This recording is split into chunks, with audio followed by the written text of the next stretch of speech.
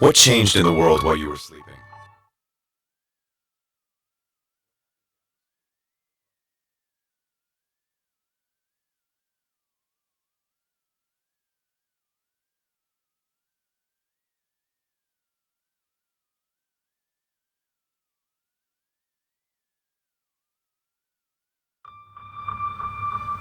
What changed in the world while you were sleeping?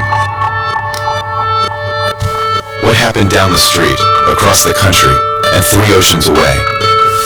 Since the last time you ate breakfast. Your world may not have changed much since yesterday, but our world is changing every minute, and we'll be there every morning to keep you on top of it. You're listening to Morning Edition from NPR News. Listen every weekday. So what is the Democracy Initiative? There are a number of key components. At the heart of it is a study of the history and philosophy and principles of democracy from the most ancient historical times through the present. But we want to be sure that that study of philosophical conceptions and historical experiments is surrounded by and energizes a series of what we're calling democracy labs. So we'll have faculty members, postdocs, PhDs, other graduate students and undergraduates focusing on big topics and big questions that are facing democracy. As we look at these issues, we also help our students understand the role that they have to play in democracy, no matter what their field or interest is. The University of Virginia believes that we have a responsibility to address the challenges that face democracy, both at home and abroad, right now.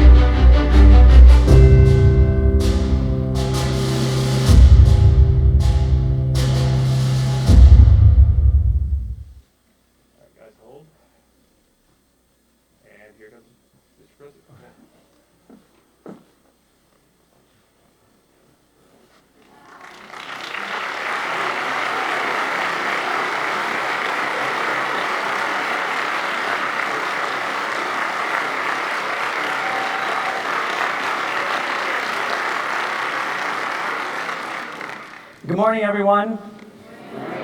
My name is Jim Ryan, and as the Prez of UVA, I would like to welcome all of you to PrezFest. See, we're already having fun. The official name of this event is the Presidential Ideas Festival, Democracy in Dialogue, and it's the culmination of years of hard work by people from across the university and beyond. It's also part of our bicentennial celebration marking the 200th anniversary of this university's founding. I'd like to offer thanks to our faculty, students, and staff, as well as leaders from Montpelier, Monticello, Highland, American Evolution, and the Presidential Precinct who helped make this possible. Special thanks go to the Miller Center for taking the lead in designing and managing this event and pulling all these groups together. Finally, I want to thank the College of Arts and Sciences, which plans to support a democracy summit on a biennial basis, and thank as well a few of our major supporters. The Bicentennial Commission, co-chaired by Bobby Battle and Tom Farrell, the Robert and Joseph Cornell Foundation, and especially Trustee Joe Erdman, the American Evolution Celebration, especially Frank Atkinson and Kathy Spangler. I think they deserve a large round of applause.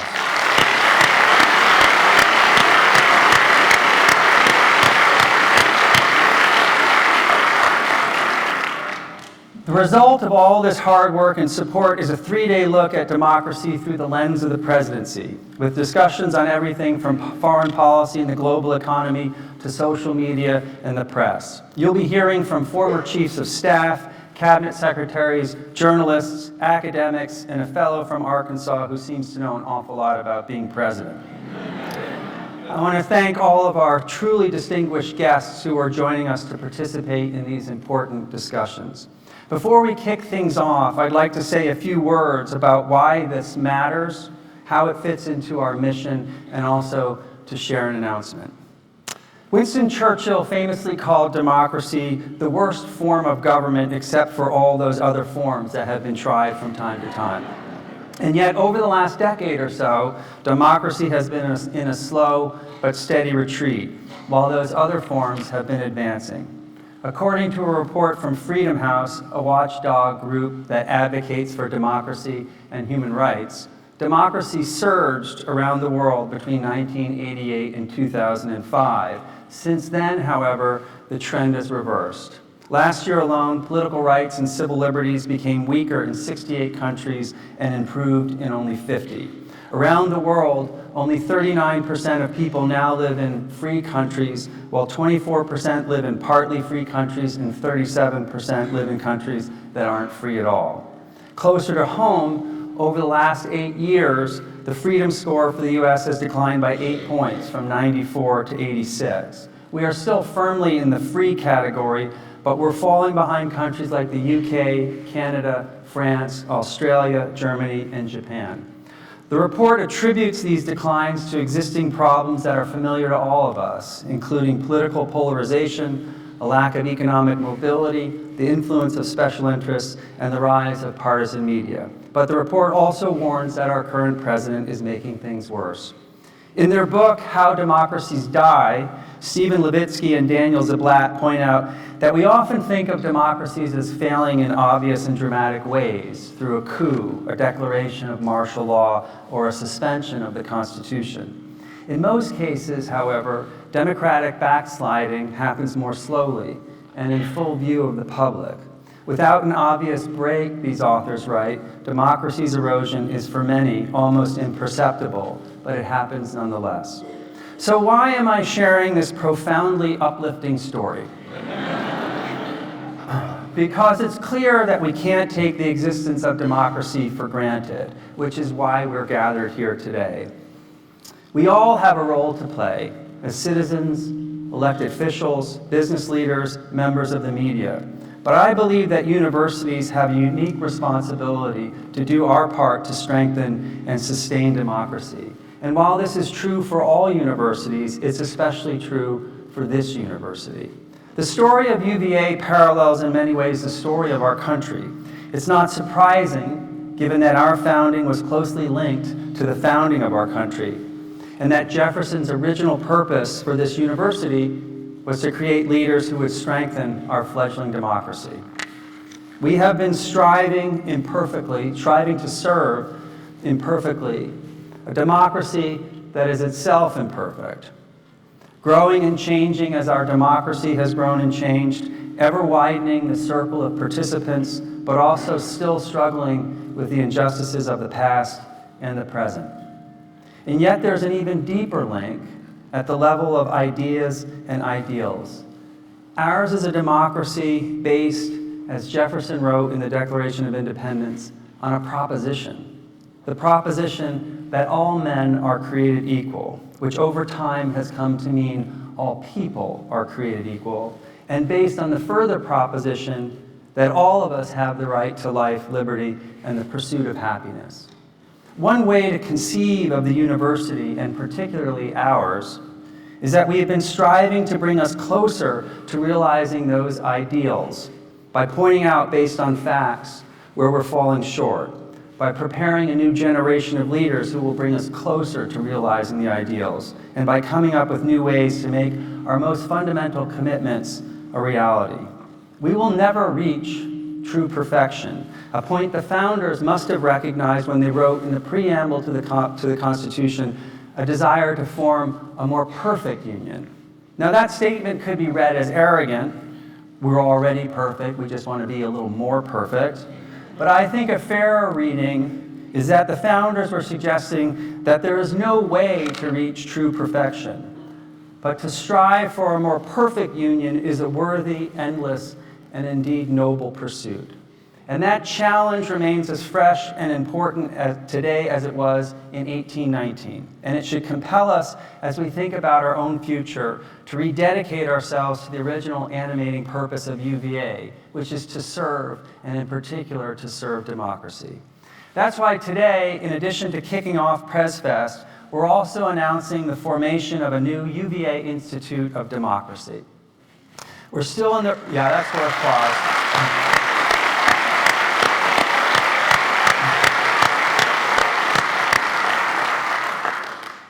We're still in the early stages, but the Institute will be based on 3 principles.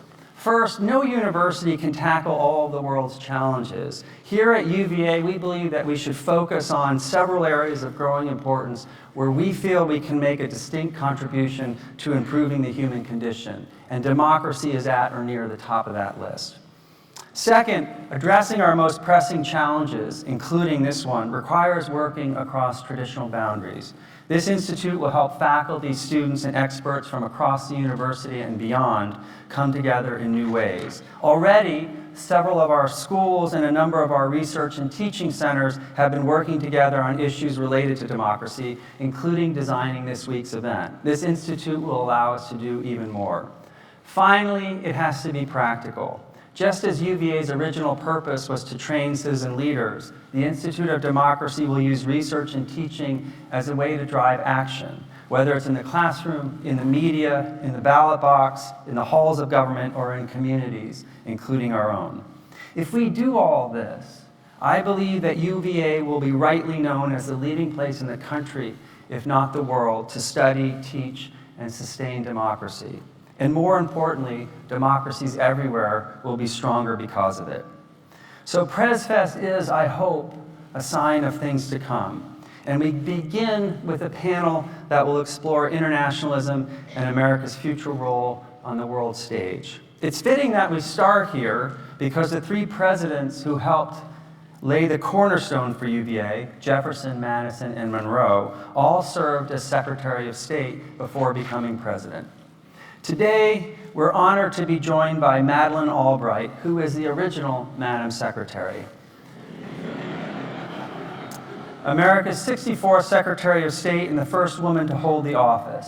Before that, she served as ambassador to the United Nations, and she continues to teach diplomacy at the Georgetown University School of Foreign Service.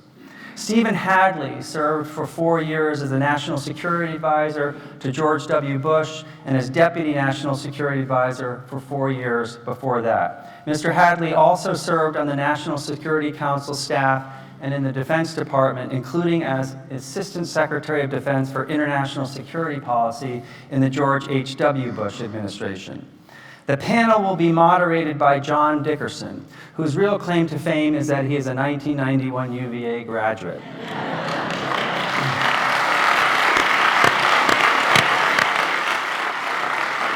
I suppose it's also worth pointing out that he is the co-host of CBS This Morning, a 60 Minutes correspondent and a contributing editor at The Atlantic, and he has reported on politics in Washington for almost 25 years. John will also serve as the unofficial master of ceremonies for all of PrezFest. He'll be with us all 3 days, including serving on a panel on Thursday afternoon. After this session concludes, we'll move straight into the next keynote conversation on America's changing role in the global economy. I've been told you'll see a number on the screen behind me to submit questions for the panelists. Please text any questions you have for the panel to that number during the session for consideration during the question and answer portion of the conversation. Thank you again for being here, and with that, I will turn things over to John Dickerson. Thank you very much.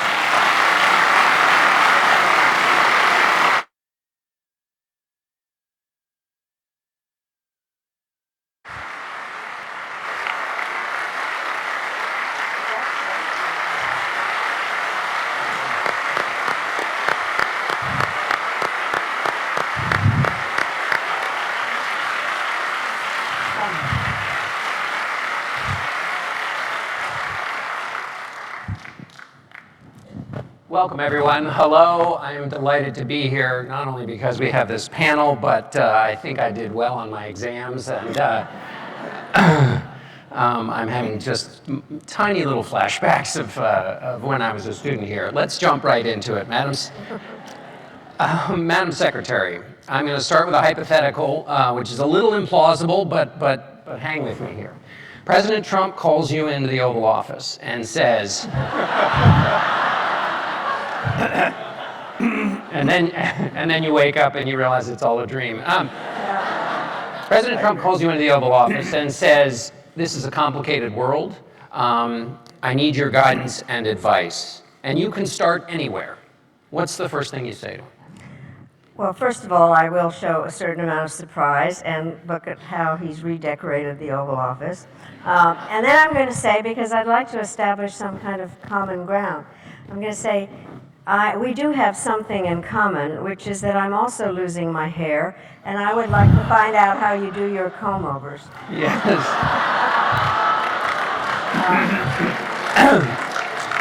So having established that common Sure. ground, I would say that it has been my experience, both in office and out of office, that the world depends on trying to understand what America's role in the world is. And that granted, and just as you said, John, it's a very complicated time in many ways, that people are very confused about who we are and why we're acting the way we are. And that it is important, in order to be able to present the right image of this country, is to have a process in place that provides some kind of regularity, some way of really understanding how decisions are made. I was asked, even when I was in office, how the president arrived at his decisions. I certainly am asked now, and I think that our allies and our adversaries need to know what kind of a system we have. And so while it is sometimes kind of fun and interesting to be totally disruptive, it can't be a constant disruption all the time. And so I would ask him, and also I'm going to at some point say in this, you have plenty of people around you who are telling you how wonderful you are. I am here to tell you that I'm concerned about how you are conducting the presidency and what it is making people think about us in terms of our responsibilities. And I would then go around the globe and say, these are the issues. I have said the following thing. I am abroad an awful lot. It is very inappropriate for a former diplomat to criticize one's country abroad, and so I don't do that. But I do think that I try to answer in terms of what's going on. And in Europe, they do think we've lost our minds, and I think it's kind of that way in other places. Therefore, the thing that I would stress is for him to get around himself people who will disagree with him. It's very important, who will disagree with each other, and that they will disagree with each other in front of him so that he can see what the different options are. And then the fact that the system that was established in 1947 with the National Security Act can be adjusted for particular presidential ways that the presidents like to handle their job, but it is a system of decision making, and that there are thousands of decisions the U.S. government makes every day. The harder the decision, the more it is pushed up to the top, and the hardest decisions are those made by the president, and therefore he's entitled to have a decision-making process that gives him options, that are well explained to him, that are also based on intelligence, the kind that you get from the intelligence community, and that it is something that requires a systematic approach so that it makes some sense. So, Steve, what I hear Madam Secretary say is we're going to go all around the world. So we're going to go to various different countries. But I think what I heard her say is if you don't have a process and you don't have a president who gets decisions brought to him in the right kind of way, and then who trusts in the process, that you're going to be stymied from the start.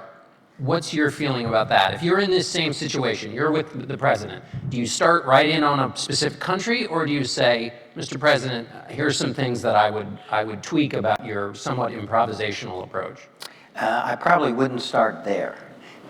with the president, you start first with where you agree with it. But, you know, this is a problem of how to speak to this president, because I agree with what Madeline said. I also agree that, you know, every president has their own style, and the NSC system is supposed to adapt to that style.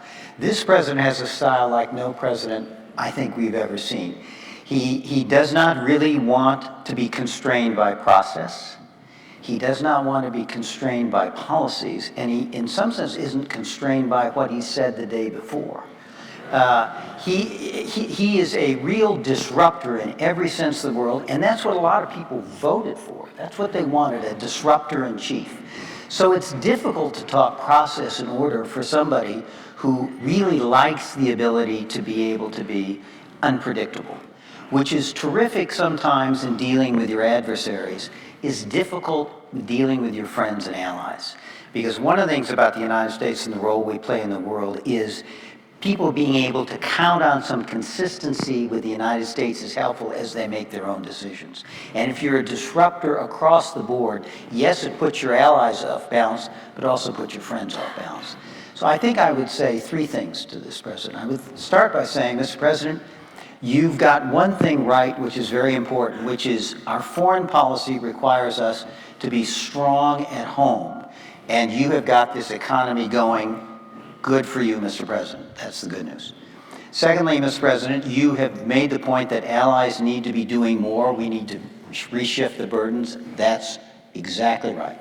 But then you begin to move to the recommendations part. But, Mr. President, the United States has a crucial role in the world, because if problems are going to be solved, it's really because the United States takes the lead.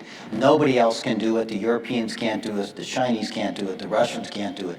Only we can do it. So, Mr. President, rebalance with the allies, but we have to lead and solve on these issues. And then I think a third thing I would say is, Mr. President, the most important issue for you to focus on is China. Because almost every issue you think about and you care about, if you know, whether you worry about climate, and the president doesn't, but whether people worry about climate change or dealing with resource scarcity or the soundness of the financial system, all of that is going to be driven primarily by the U.S.-China relationship. And if we don't get that relationship right, almost every other problem gets harder. You agree with that about China? I do, yes. So what does it mean to get China right, and what is the range of topics? Because we have trade issues with China, we have national security issues with China, we have emerging, we have competition in Africa with China. Help us understand what it means to kind of manage the China brief. Well, it is everything, frankly, the way you've described it, but even more so given the in-depth issues that need to be handled. In addition to this great power competition, I do think that one of the things that a president has to understand is what are the major threats that are out there that encompass this. One has to do with the fact that there is a new space and venue for where fighting and kind of wars take place, not just space, but also with the kind of weapons that are used. And obviously nuclear proliferation is very important, but so are other aspects, and specifically to do with China, artificial intelligence, and all the various ways that social media can be used something different. The second thing is that he may not want to talk about this, but climate change is very important, and the Chinese, surprisingly, are the ones that are taking a lead on saying that, and so they are getting ahead in terms of how they are dealing with some very serious issues that affect the world. And then the third thing that also has a lot to do with China is that the international infrastructure through which we had made decisions through the whole 20th century doesn't work anymore, that something needs to be done. By the way, when I was ambassador at the UN, I think people don't fully understand. Most meetings of the Security Council don't take place in that fancy room, but in a back room, and you get to know people really well. It's kind of like a college seminar, and you're all together. Anyway, I got to know the Chinese Perm Rep permanent representative very well, and they didn't want to, this was in the early 90s, they didn't want to be involved in anything, except if it had something to do with interference in internal affairs.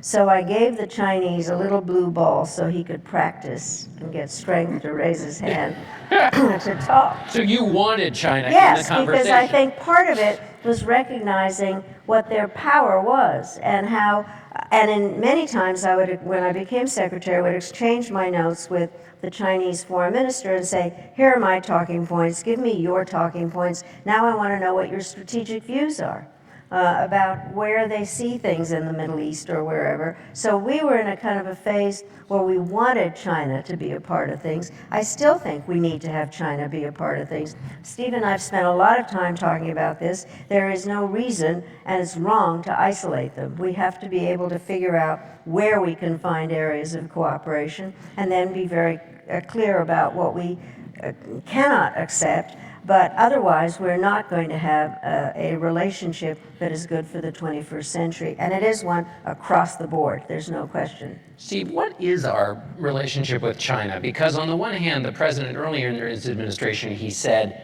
you know, I don't care about the trade stuff if China can help me put North Korea in its box or help it come into the community of nations, whichever metaphor you want.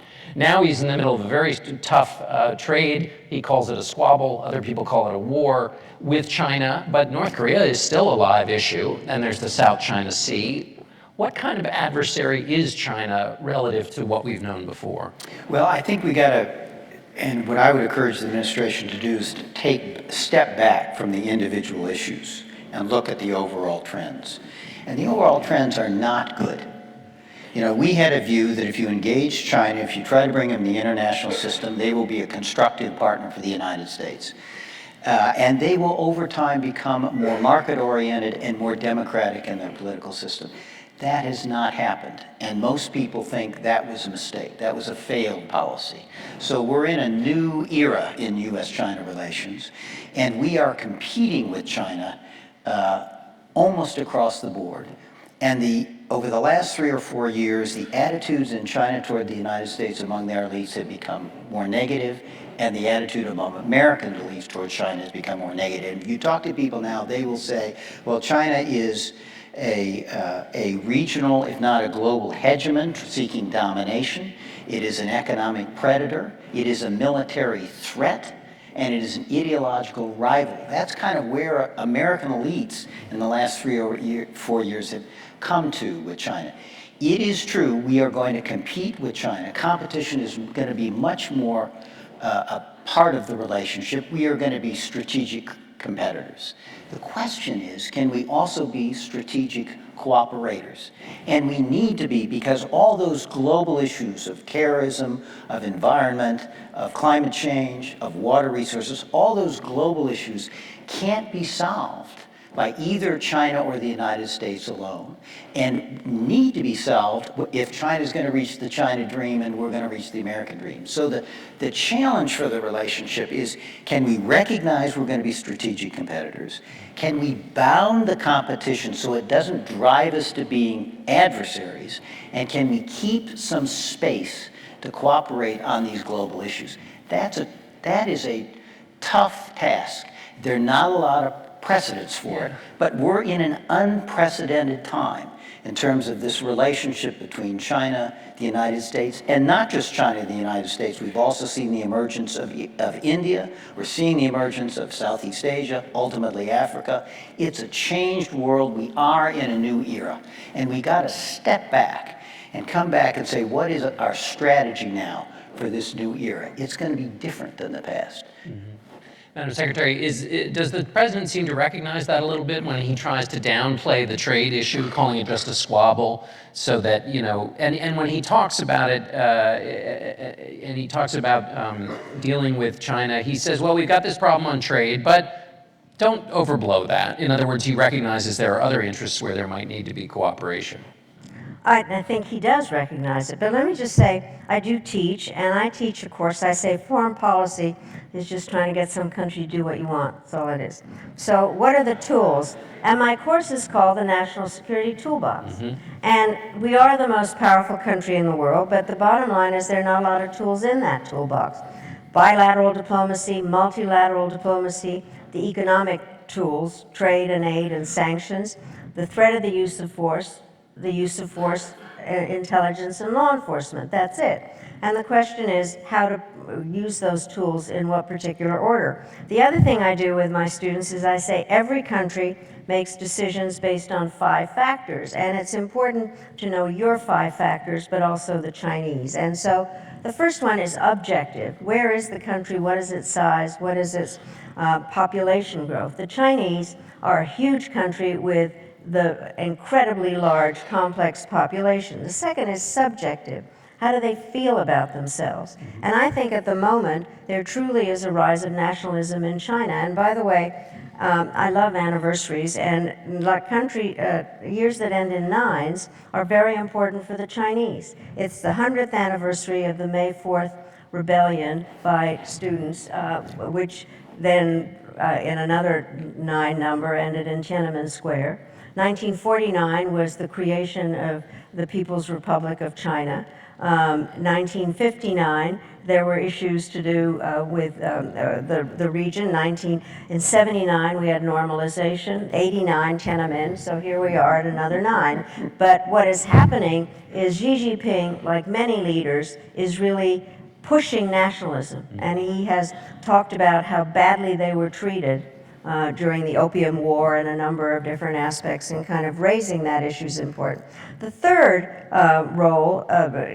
factor is how the government is organized. And clearly in the Chinese sense, it is he's in charge, Xi Jinping, in every way with the People's Congress, but there are issues out in the regions. And I think people don't recognize that enough, is that a lot of the provinces, et cetera, and then the fourth are bureaucratic politics. How, in fact, do the departments play with each other? And then the fifth, the individual. Now, as far as the United States is concerned, I won't go through all those, but what is important, and it goes back to some of the points we've been making, is, first of all, our relationship with the executive-legislative relationship in terms of the power Congress has to activate those tools, and then bureaucracy, which goes back very much to what Steve was saying.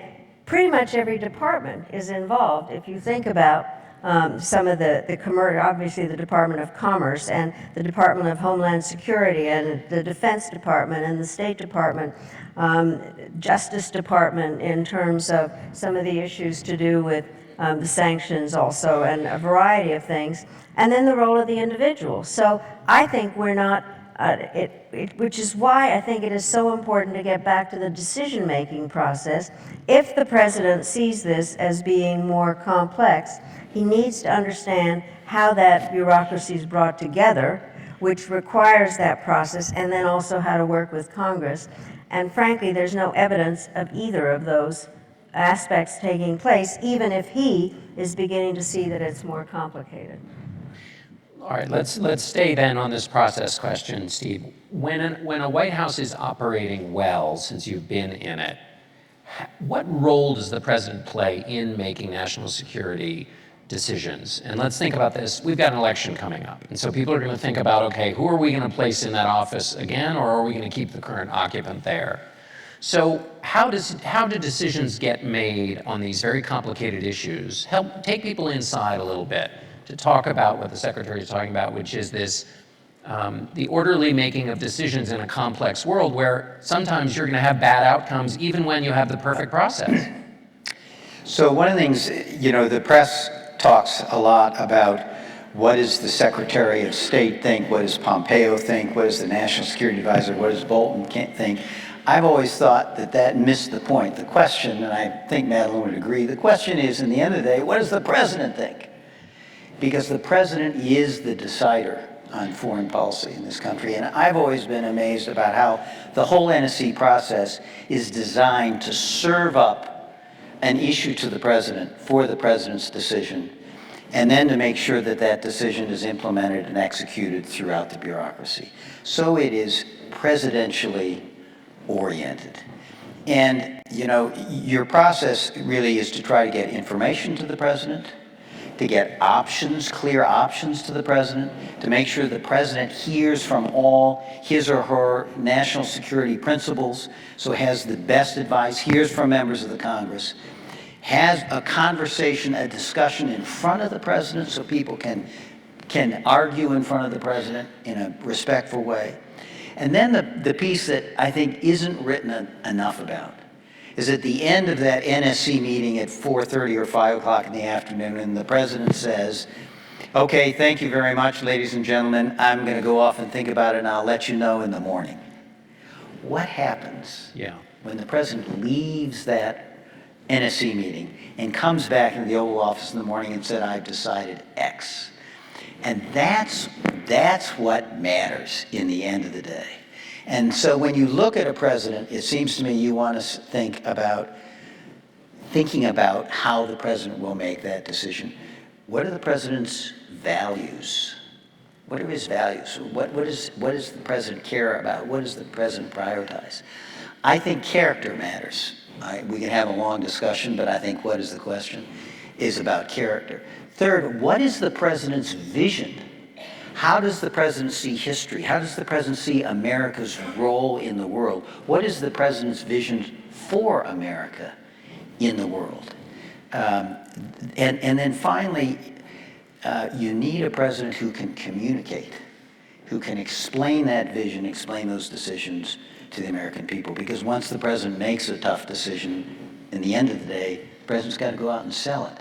So I think those are the things you need to think about, because that space between when the president leaves the NSC meeting and then comes back in the next morning with a decision, all those things I described are what's in that stew from which the president gets the president's decision. And some people who were in the meeting try to get to him in the space between when the meeting took place That is true. and the next morning, which either one of you can tell stories about that.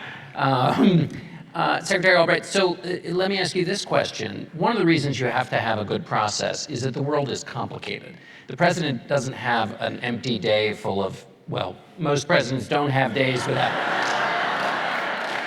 they have a lot on their plate, I guess is the point.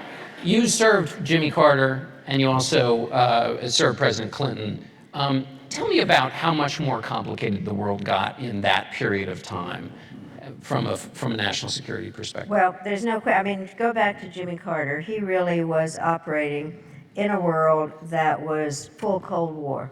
I mean, that occupied an awful lot of time. There was thinking in terms of how the some of the points that Steve raised in terms of America's role and a variety of aspects on it. And I think, but it was dangerous, but relatively simple in comparison to this. Plus, there were not also so many what I would call non-state actors. I mean, you have to deal with governments, but there also are a bunch of other stakeholders and things, and more of them feel empowered to talk in a number of ways. I do think that it's interesting about the personalities of the president. So President Carter had been in the Navy, and he was a military officer and a governor who had to make decisions, and somebody who was very, very organized. I was at a lower level. I was doing congressional relations for him, but I sat in on every meeting that he had with members of Congress. And it was interesting in terms of the way he listened to members of Congress. The only problem we had was the English language, because when he said, "I understand," what happened was the members of Congress thought that meant "I agree." And so then I had to walk a few things back. But it was interesting in terms of the orderly aspect. I think the part, and this is also true of President Clinton, is that we're talking about foreign policy, but foreign policy is not the only thing that a president does. And for the most part, domestic policy issues dominate. And I think that what makes a great president, which is why we haven't had many of them, is a combination of having a brain that can deal with domestic and foreign policy. It is very different, I think, and how one combines those. And I remember with President Clinton, when he was campaigning, he spent a lot of time on foreign policy. In my case, it had to do with Bosnia, and people were trying to figure out what he was going to do. And he comes in and he said, "It's the economy, stupid." And all of a sudden, we were doing something different. And so I do think the days of a president are incredibly filled. They are also filled with things where there are guests coming in, some kind of event that has to be dealt with. There are crises which may not all be foreign policy crises. And it takes somebody who has a capability, not only of full understanding of the issues, but of being able to move his mind from one thing to another, and also not lose his temper, and deal with things that are tough. And people just coming in and saying, I have to talk to you. And the question is, who's the dog at the door that kind of keeps them out? By the way, briefing a president is not simple. And I hope that many people get the opportunity to walk into the Oval Office. And it really is historic. And you think, and I worked for Dr. Brzezinski, and he said, if you ever think that going into the Oval Office or going out to greet the presidential helicopter is boring, you should not be here. And so I think, anyway, you walk in. So I would be trying to brief President Clinton on something, be standing next to his desk, and he would be doing a crossword puzzle. And I felt like saying, I am older than you are. Listen to me, but you can't do that. And so what did happen, because I can testify to this, is President Clinton could do the crossword puzzle and listen. And he also then, in the meetings with the heads of state or whatever, he would even go beyond in terms of his knowledge of things, because he actually read a lot. He assigned books to us.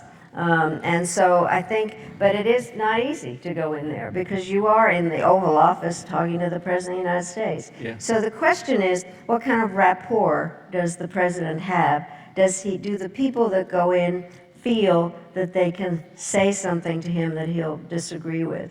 You were talking about the stew. I always, on the NSC, talk about eggs. So by the way, this is one of the great national security advisors who I think really made the system work in every single way, from everything that I observed from the outside.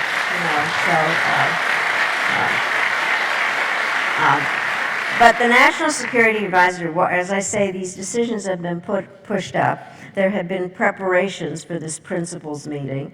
And a good national security advisor tries to break the eggs to make sure that the Secretary of State can say what he or she wants, the Secretary of Defense, Treasury, whoever's in there, to really get them to state their views, and they will disagree.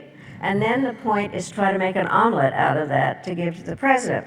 If you can't make an omelet, you give the egg mess to the president, and then you go and argue in front of him. And so it's that combination, but it's the national security advisor who sets the tone, I think, of the kind of civility that goes on in these discussions while still disagreeing. And sometimes the president says, I wanted French toast, and that's a That's whole right, other. right. So the only problem is I can guarantee you that the Secretary of State and the National Security Advisor never get along, except when Henry Kissinger had the same job. But let me, and even then he was up too. Yeah, I think that's exactly right. That's exactly right. And there's the proximity. Sure, The well, National Security Advisor can walk down the hall and say, I really have to tell you what the Chinese are doing.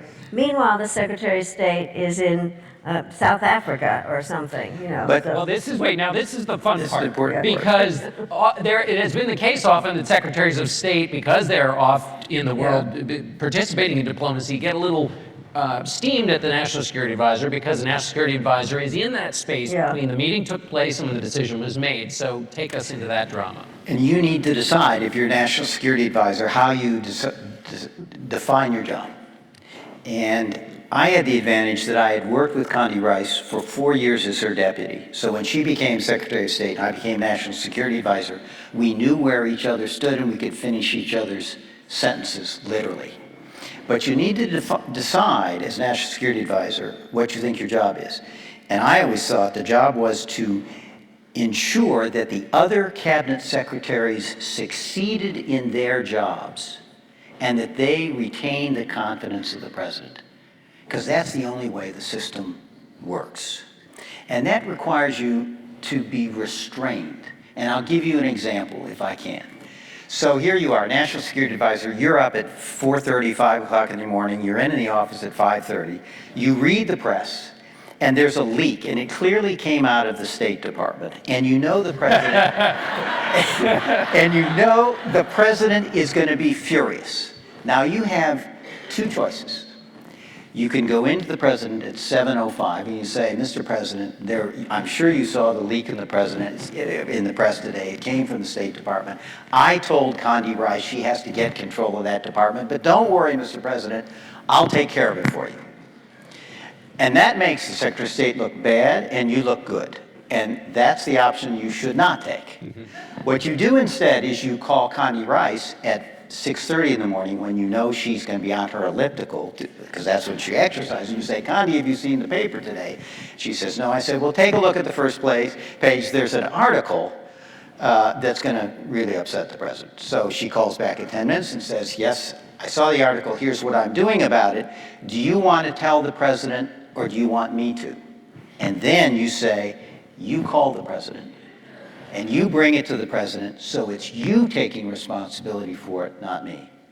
And then you wait until 10 minutes after 7 before you go into the president, and the president, of course, is on the phone with the Secretary of State, covers the phone and says, it's Condi Rice, she's explaining the leak in the paper today. And then you don't say, I know, Mr. President, I told her to call you. Now, people may think this is sort of office culture, but if this, what we're talking about here is the system that creates that decision-making moment for the president. And if he doesn't trust the people participating in the decision, Bingo. Then he won't trust what they've served up to him. Yep. And that's why all of this relationship is important. It matters. Right? It's a little bit more complicated. Go. I mean, you and Condi really did have a different kind of a relationship, I think. And I have watched where that doesn't happen, where part of the thing that happens is the discussions, for instance, between Zbigniew Brzezinski and Cy Vance were pretty tough in many ways. And there was no question, at least the way I saw it, that Brzezinski had President Carter's mind and Cy Vance had his heart. And it kind of, and the speeches, if you read some of the early ones, had a little bit of both in them. And the thing that did happen is, because the personalities in all of this are quite stunning, and Cy Vance was a lawyer who liked to have kind of orderly things, and Brzezinski was a professor and had large thinking, etc. And so they argued all the time. And Brzezinski was also, I think, trying in his own head compete with Kissinger. So when Kissinger did the opening to China, then Brzezinski decided that he would do his version of it, to do normalization without telling Cy Vance. So there were any number of different issues. But I have to tell this one story. I worked for Ed Muskie. Ed Muskie became Secretary of State. Former senator. Former senator from Maine. And so I was the interlocutor, and in fact, initially, there was an article in the paper saying, because he was asked whether he would get along with Brzezinski, and he gave a quote saying, yes, because my former assistant is working there. Anyway, so Muskie comes in, they work for a while, and all of a sudden I get a call from Muskie, and he says, your boss is impossible. In every meeting with the president, he tells us the name of every tribe in Nigeria, and I said, he's a professor, that's what they do. Then Brzezinski would call me up and said, your former boss in principals meetings is ridiculous. All he does is ask questions. And I said, he's a senator, that's what they do. But the thing that I couldn't deal with is Muskie calls me up and he said, I've had it. Brzezinski says he's more Polish than I am. And I said, he is. He has 2 Polish parents. He speaks Polish. I thought, I can't deal with it.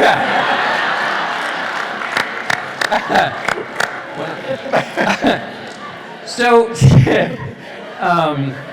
I want to take this into dinner, but we've only got about 10 minutes before we open it for questions. So I'll let the questioners maybe ask about the rest of the world. But Steve, let me ask you this. We were taking it back to this process question.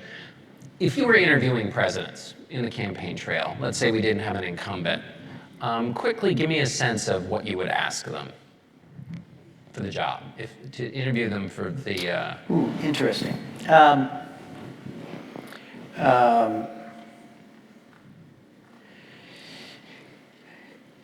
You know, this is idiosyncratic and it'll sound completely nuts. But when I interview people, I start out by where they were born, what their parents did, what their brothers and sisters are doing, and what they did in high school and junior high school. Sounds ridiculous, right? Because I think your self-image gets formed in those years, and you carry it with you your whole life. So this stuff about narrative, I think, is overplayed, but there's a kernel of truth in it about people's narrative and where they come from, because it really does shape who they are. But I think beyond that, I think you want to talk to the president and people when the debates start, and the presidential debates start among Democratic candidates, I think, next month. The kinds of questions you, journalists and others, I think the public ought to know are, how do they see the world today? What is the world like, and where is it trending? And what is the situation we face as a country internationally? And how do they see America's role? What is their vision for America in that world? And then, even though it sounds like it's not a foreign policy question, what is their vision for America? I mean, look, the foundation for any successful foreign policy is effective functioning state at home. And we don't have that right now. Our politics are broken. We have issues that have been around for 20 years. Madeline and I were talking earlier, everybody knows how to solve immigration. We just don't have the political will to do it. So I think the big questions turn on what is the president's vision for America, and what is the big problems he sees for the country, or what she sees for the country, and what are their ideas for dealing with those problems. And then as you watch the person, you need to make these questions about character, about what are their values, can they communicate, can they lead, and do you trust them? Secretary Albright, I'll give you a version of that question, or you can jump over it and ask and address this question, which is the notion of sacrifice. When having a conversation with the American people about America's role in the world, it seems to me the notion that America, bears any burden, pays any price to maintain a certain global order has gone out of fashion. And do you agree with that? And if you had to make the alternative case for why America needs to operate in places where sacrifice, obviously soldiers, airmen, sailors are sacrificing all over the world, but the public conversation about sacrifice seems to have gone away. Well, I do think that one of the important things that I would ask, which Steve also said, is to understand what America's role in the world is, which I think means understanding history a little bit and what America's role has been. And I happen to believe that we are an exceptional nation. It's just that I don't think exceptions should be made for us in terms of how we obey the rules, in terms of torture or whatever, some of the things that have happened.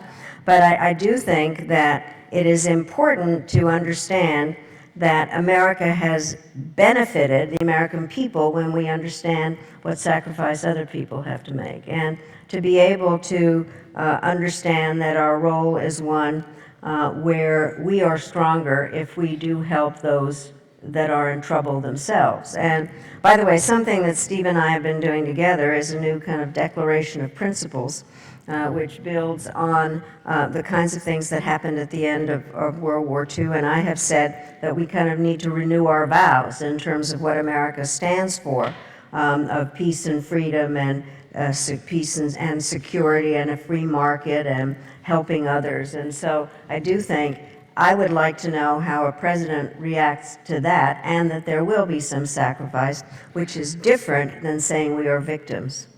If you sacrifice, you're doing it because you wanted to do something good, not because you're a victim. And so I think understanding what America is really about, I think, is a very important part. And I do think that a president has to be able to identify what the issues are, and then be the magical person that can understand how the American people will react to it, and not, in fact, play off of people's fears. I don't think America should be a country where fear is the governing factor. Hope is the American factor, and I think the president has to do that.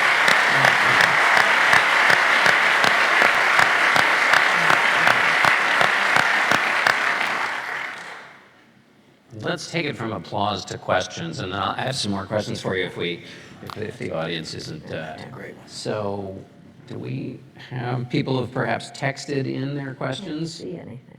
And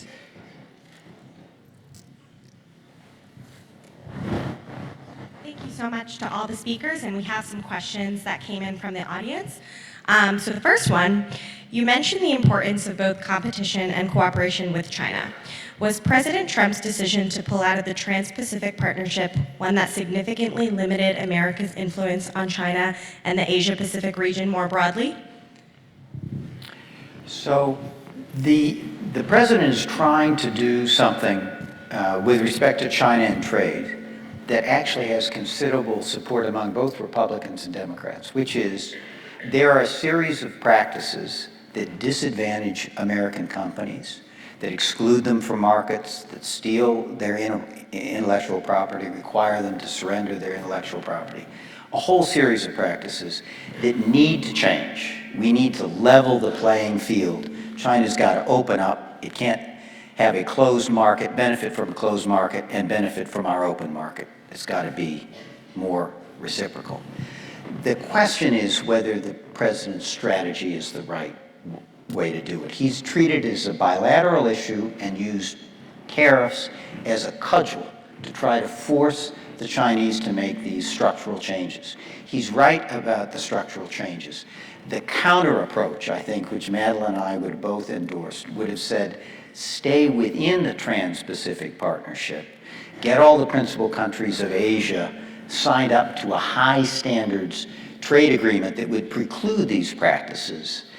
Do the same thing with Europe with what was called the TTIP, which was another set of negotiations. And then when you have 70% of the world's GDP all on a common playbook for trade practices, what was acceptable, then go to China, you would have much more leverage. The president, for various reasons, decided not to go in that direction, has gone in a more bilateral approach. I hope he succeeds, because I think it would be good for the country, good for the world, and actually good for China, because it needs to open up its economy more. But I think, in some sense, it's not the course I think I would have taken or President Bush would have taken, and I think it may make it harder to get where the president wants to go, which is the right place. But the president, Secretary Albright, would basically say, all of this slow, long, methodical, tiny little movements, we don't have time for that. China needs to be boxed in the nose, and we're going to do that on trade, and because of all the reasons you both have laid out about the competition with China, we can't wait for the patient work of diplomacy, which he is highly skeptical towards. Doesn't he have a little bit of a point about just got to move a little bit faster and pressuring China? By the way, if I were interviewing a president, I would ask, are you patient? Because things do not happen. Yeah. I really do think. And the fact is that a lot of negotiations, whether they're trade negotiations or any number of various aspects on nuclear proliferation, require time. And you actually need diplomats to do diplomacy. And so I think that one has to understand, this goes back to the whole process issue, and that there are various issues. You cannot expect a president, even a brilliant one, to understand every detail of these various things. You need experts that can explain that a tariff is something against your own people. And so there are various parts that need to be understood. And so the slowness, and then also sometimes the deliberateness of the process brings answers that might not have been there before. And so you can't just dispense with it. Now that does not mean that there is not a very important role for the head of state. And ultimately, it is important to have that head of state engaged and be able to push the last. And sometimes in negotiations, you leave the last thing for the president to do. One, because it's probably one of the most difficult, but also it enhances the whole level of the discussion. But that's why and we keep returning to the same thing, process is not a boring word. I mean, it is really something that is required in all of this. Hello. We talked a bit about China and the foreign policy challenges it poses, but another country presenting a challenge right now is Iran. What do you think the recent escalations with Iran mean for the future of that relationship? I think we are in deep trouble with Iran because first of all, again, you'd be surprised, we just finished doing something on the Middle East together in terms of looking at what the issues are in the Middle East, which are incredibly complicated, and in many ways, most Americans don't know much about Islam, much less the difference between the Shia and the Sunni, or the ongoing historic struggle between the Persians and the Arabs, the Saudis versus the Iranians. And so there are historic issues in the Middle East, and Iran. And by the way, to go back on something, I was with President Carter in the White House during the hostage crisis, which paralyzed everything. And in fact, even during the failed rescue mission and all, there's no way to explain the effect of something like that on the presidency and how it operates. People have written books about it, but it really was just unbelievable in terms of the change with Iran. The way it operates on a presidency because it takes it over? It takes it over, and it really does dominate things. And by the way, the whole issue that I, again, think is very important is to understand the unintended consequences of foreign policy decisions, and on Iran, it is huge. So for instance, to go back, Americans are the first one, or ever, to drop an atomic bomb. And I don't know if the scientists, the physicists felt guilty that they had managed to split the atom, but they went to President Eisenhower and explained that there can be peaceful uses of nuclear energy. President Eisenhower gives the Atoms for Peace speech in 1953, in which he says that that can happen. It's the basis of the Non-Proliferation Treaty. Countries that signed it can deal with getting enriched uranium and a number. The Iranians signed it. The United States sold them the technology when the Shah was in office. So we are dealing with a lot of historical issues. I think it is very dangerous at this moment because I happen to think the agreement with the Iranians was a good one. It didn't deal with everything, but it certainly put a limit on their capabilities. And I think they don't trust us, we don't trust them. And now the Europeans are also feeling that they have been dissed on this whole thing. And I think it is very dangerous because there could be an accident. There are any number of things. And I think it was a big mistake for us to, in addition to having Iran as designated a terrorist state, to designate the Iranian Revolutionary Guard as one, because it then gives them an excuse to say our troops are terrorists and can shoot them. So there are any number of very bad situations. I think it is very dangerous. I think there is some intelligence that has given some concern to the administration that explains the removal of unessential personnel from our embassy in Baghdad and the buildup. I don't know what that intelligence is, but there clearly was some concern that Iran was looking at actions against our troops in Iraq. And so it's hard to know and make some judgments about these troop movements without knowing that, and I don't know that. I think it's encouraging that the president has gone out of his way and the supreme leader of Iran have gone out of their way in the last 48, 72 hours to back down the rhetoric and back down the confrontation. The question remains, what is the administration's objective with respect to Iran? There are some people who think that there are those in the administration who really think that sanctions, if they get tough enough, and if we cut off the oil, we could actually change the regime in Iran. I think my historical judgment is that these regimes are much more resilient than people give them credit for. So I take the administration at the word that what they're trying to do is to get Iran to come back to the negotiating table. This is what the president said. The president said he's ready to get it on an airplane tomorrow, and to talk about the nuclear issues, see if you can improve on the nuclear agreement, and get a way to address other aspects of Iranian behavior that weren't addressed in the nuclear agreement, their ballistic missile program, their support for terror, their disruption around the neighborhood. And, you know, look, it's in the interests of the United States and our friends and allies for that effort to succeed, and I hope it does. Let me quickly ask both of you about North Korea. You both wrestled with it, Madam Secretary. Given your experience with North Korea and what you're seeing now, how do you assess the state of relations between the two countries? I think they're very bad because basically we do not know exactly what is going on in North Korea. And by the way, I believe we should have diplomatic relations with every country because we don't know what's going on in North Korea. We do not know enough about what's going on in Iran. And having diplomatic relations is not a gift. It is the way of trying to assess what is going on. So I was, until recently, the highest level sitting official to go to North Korea. And I sat there for a while because we had no ambassador. We couldn't figure out what was happening. I do think we were in the middle of some negotiations with them, with Kim Jong-il, the father of this guy. And he had even said that we could keep our troops in South Korea. But I don't wish to point fingers, but the election of 2000 happened, and there was a change in mood about what to do with North Korea.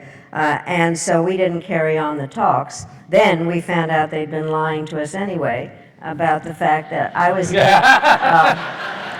not the administration, the North Koreans. Sure. And what happened was I was dealing with issues of the missile limits and plutonium when they were in fact developing highly enriched uranium. But I have to tell you, the one thing I am totally responsible for Dennis Rodman because because early in his life he said, I'm going to play baseball. No, the thing that happened, the only thing that the intelligence community really told me that was true was that Kim Jong-il loved basketball. So I went over with a basketball autographed by Michael Jordan, which they have in their Holy of Holies, so they have belief in the diplomatic aspect of basketball. But I do think that it's a dangerous situation because we don't quite know how he's operating. He does cheat on the sanctions. The role of the Chinese in this is very important. And the only thing the North Koreans have is a nuclear capability, and they look at either what happened in Libya when Gaddafi gave up his nuclear weapons or what happened with the JCPOA when we make a deal and then cut it. So I think it's bad. Steve, I'd like to get your thoughts on North Korea. I was struck, I came across an editorial written in the Wall Street Journal by the former UN ambassador during the Bush years, John Bolton, in which he said that the Bush team had taken agreements with North Korea at face value and that they were never going to give anything up and that this was a huge mistake on the part of the Bush administration. He now is a part of his administration that is facing the same criticism.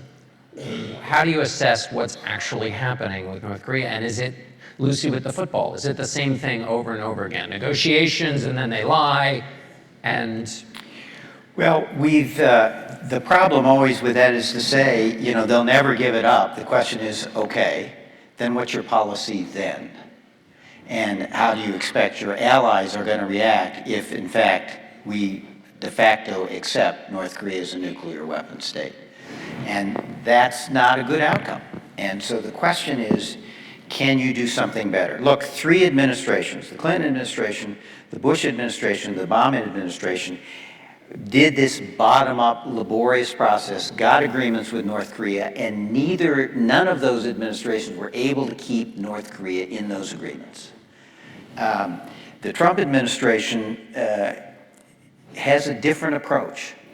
The president started out by threatening.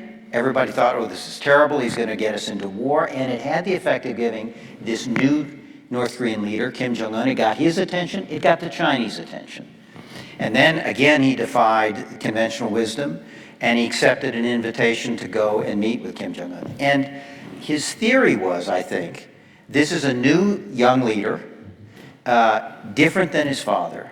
I'm going to try to convince him to make a strategic choice, to move away from the existing model, which was rely military first, rely on nuclear weapons. Your only real friend is China, which is, a difficult friend to have if you're in North Korea.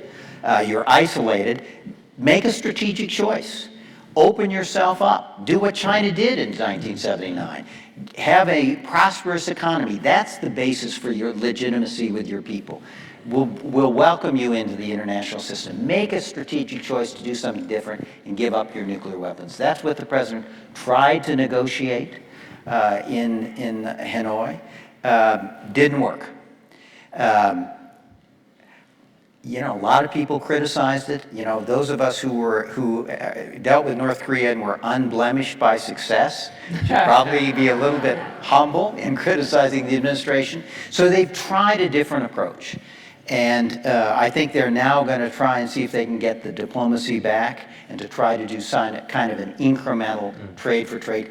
I don't know whether it will work. We need to provide for the possibility that it doesn't, which is through deterrence and other measures, how to be able to reassure the neighborhood that if this process fails, people can still be secure. And we don't have everybody and his brother trying to develop a nuclear weapon in order to counter North Korea. So I would say, you know, the administration has a different approach. Let's give it a shot, but obviously prepare for the worst if that should be the hand we end up having to play. Let's go to another question. Sure. This goes back to the bureaucratic process you were discussing earlier. When a president makes a decision after an NSC meeting, how important is it for the members to know the rationale behind that decision in order for the system to operate well? Good. That's a good point. And I think it's something that probably we don't pay enough attention to.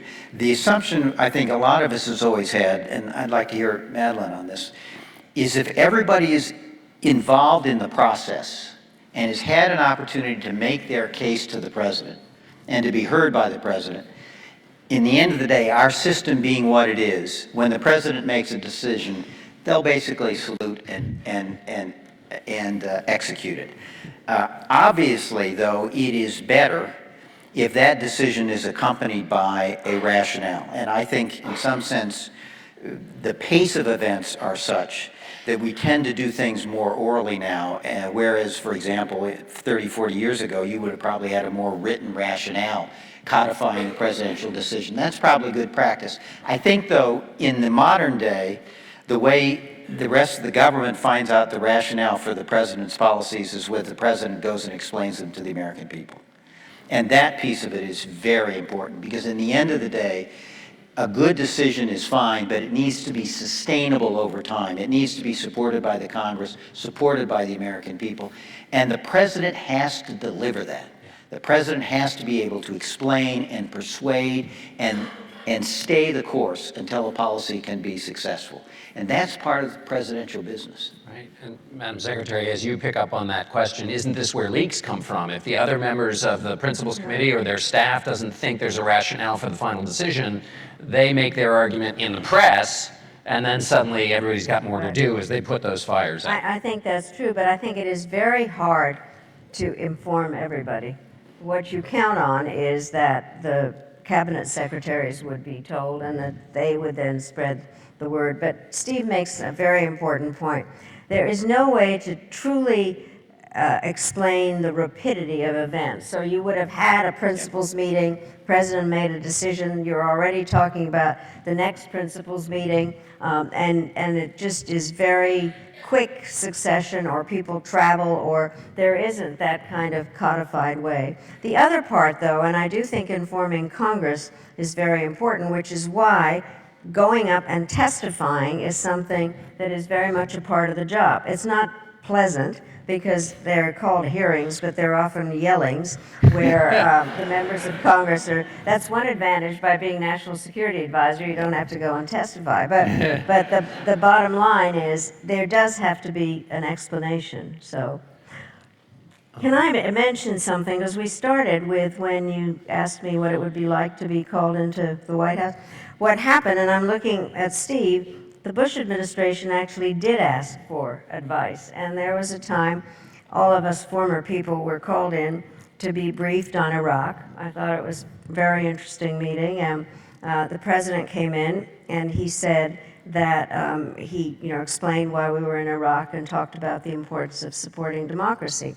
And I'm very pleased to hear that, in fact, this great university now is going to have a democracy institute. I'm chairman of the board of the National Democratic Institute, and I so believe in having this, and it goes to whatever the role of the United States is. But anyway, the meeting is over, and we're walking out, and President Bush says he wanted to show me how the Oval Office looked, and I said, Mr. President, I'm so glad you asked us to support democracy, but you act as though you invented democracy, when actually I did, and he laughed. So it is possible to have a relationship. All right, let's. Are there? Do you remember that? I do. Secretary Albright, you write in your memoirs that your brooches often have special meaning. Is there any significance behind the one you're wearing today? Yeah.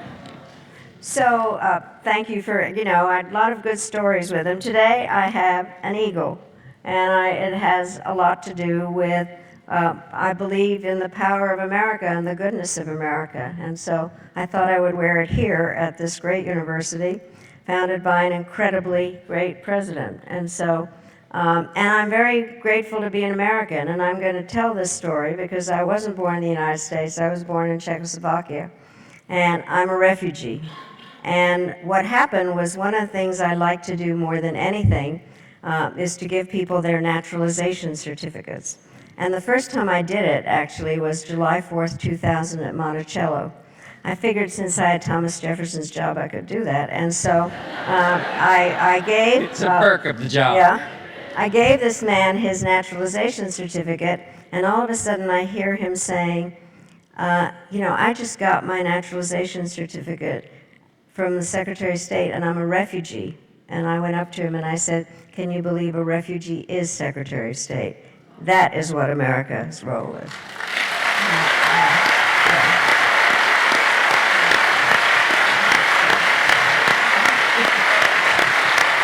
Thank you. Thank you all.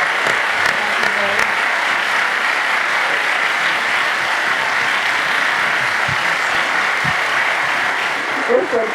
That's fine. Thank you all. Well done. Well done.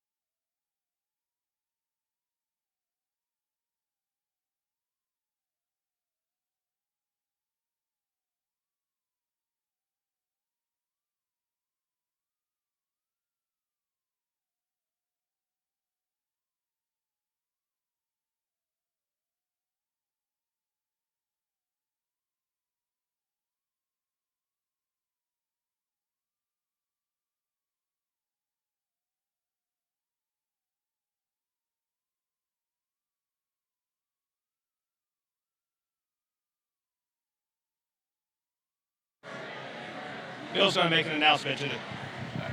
Please take your seats. We're about to begin panel 2.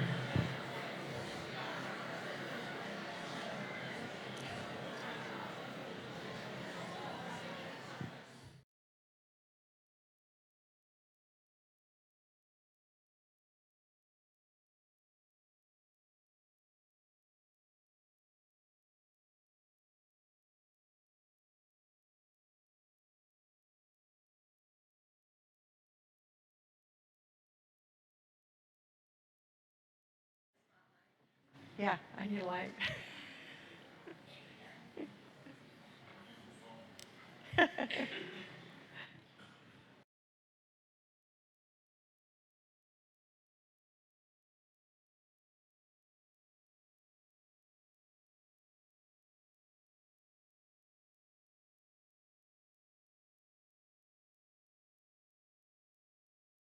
That last panel will be very, oh, thank you. Can't read my notes. Will be very difficult to follow, but good morning and thank you all for coming today. It's wonderful to see such a big crowd. My name is Alice Handy and I am the chair of the Miller Center Governing Council. This next panel is a discussion of the great powers, the global economy, and America's changing role. And it couldn't have happened without the support of David Good, a former Miller Center Governing Council member. And we wanted to honor David with a panel focusing on issues for which he cared very, very deeply, geopolitics and the international economy. This panel is going to consider and discuss the changing nature of America's role on the global stage. Here to discuss those reworked political dynamic are two of America's most important public servants of our generation, Ambassador John Negroponte and Secretary Bob Rubin, as well as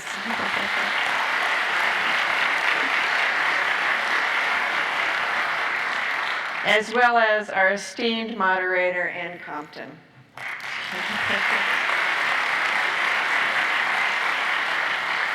Both of our panelists have a substantial experience in examining America's global role.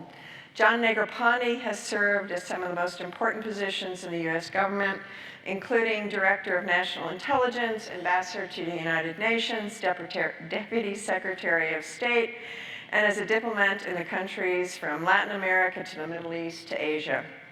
Today, he's retired from government service and now serves as Vice Chair of McClarty and Associates and is the Schlesinger Professor at the Miller Center, a distinguished visiting professorship for global statesperson.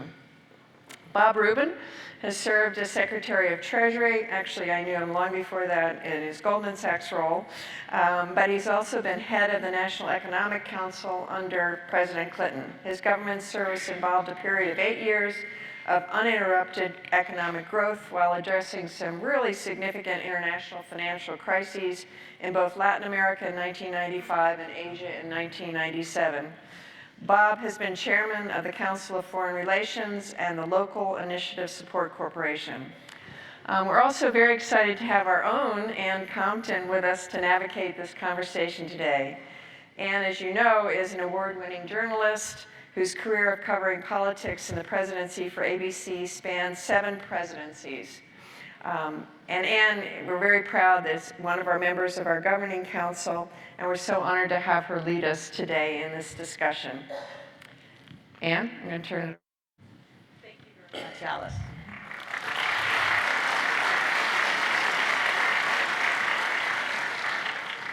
Great powers. Where are we now at the end of now that the 20th century is over and we're well into the 21st century? And with you gentlemen today, we want to talk about America's place in the world and hang on to your wallet, talking about the financial position the United States is in the world. I'm going to start with you, Secretary Rubin, talking about, is there an international order now, and where is it headed? Well, I think the following, and in a word, and in some ways John probably knows a lot more about this than I do, but we certainly had a world order dominated by the U.S. after World War II, and the Bretton Woods institutions, the UN, and so forth. A lot of it is broken down. In my view, at least, what the international order can, and I'll get to the directly to your question, consisted of democratic countries with a commitment to market-based economics, sound fiscal monetary policy, governments that dealt some degree of effectiveness, at least with their issues, globalization, and then a engagement with the transnational opportunities, that's trade and investment, and the transnational threats, which are geopolitical and national security. And I think a lot of it's broken down, or at least it's in the process of breaking down, and I think it's absolutely critical that that get reestablished in some form or other. And obviously the facts are the condition. We dominated the post-World War II period. We're not going to dominate going forward.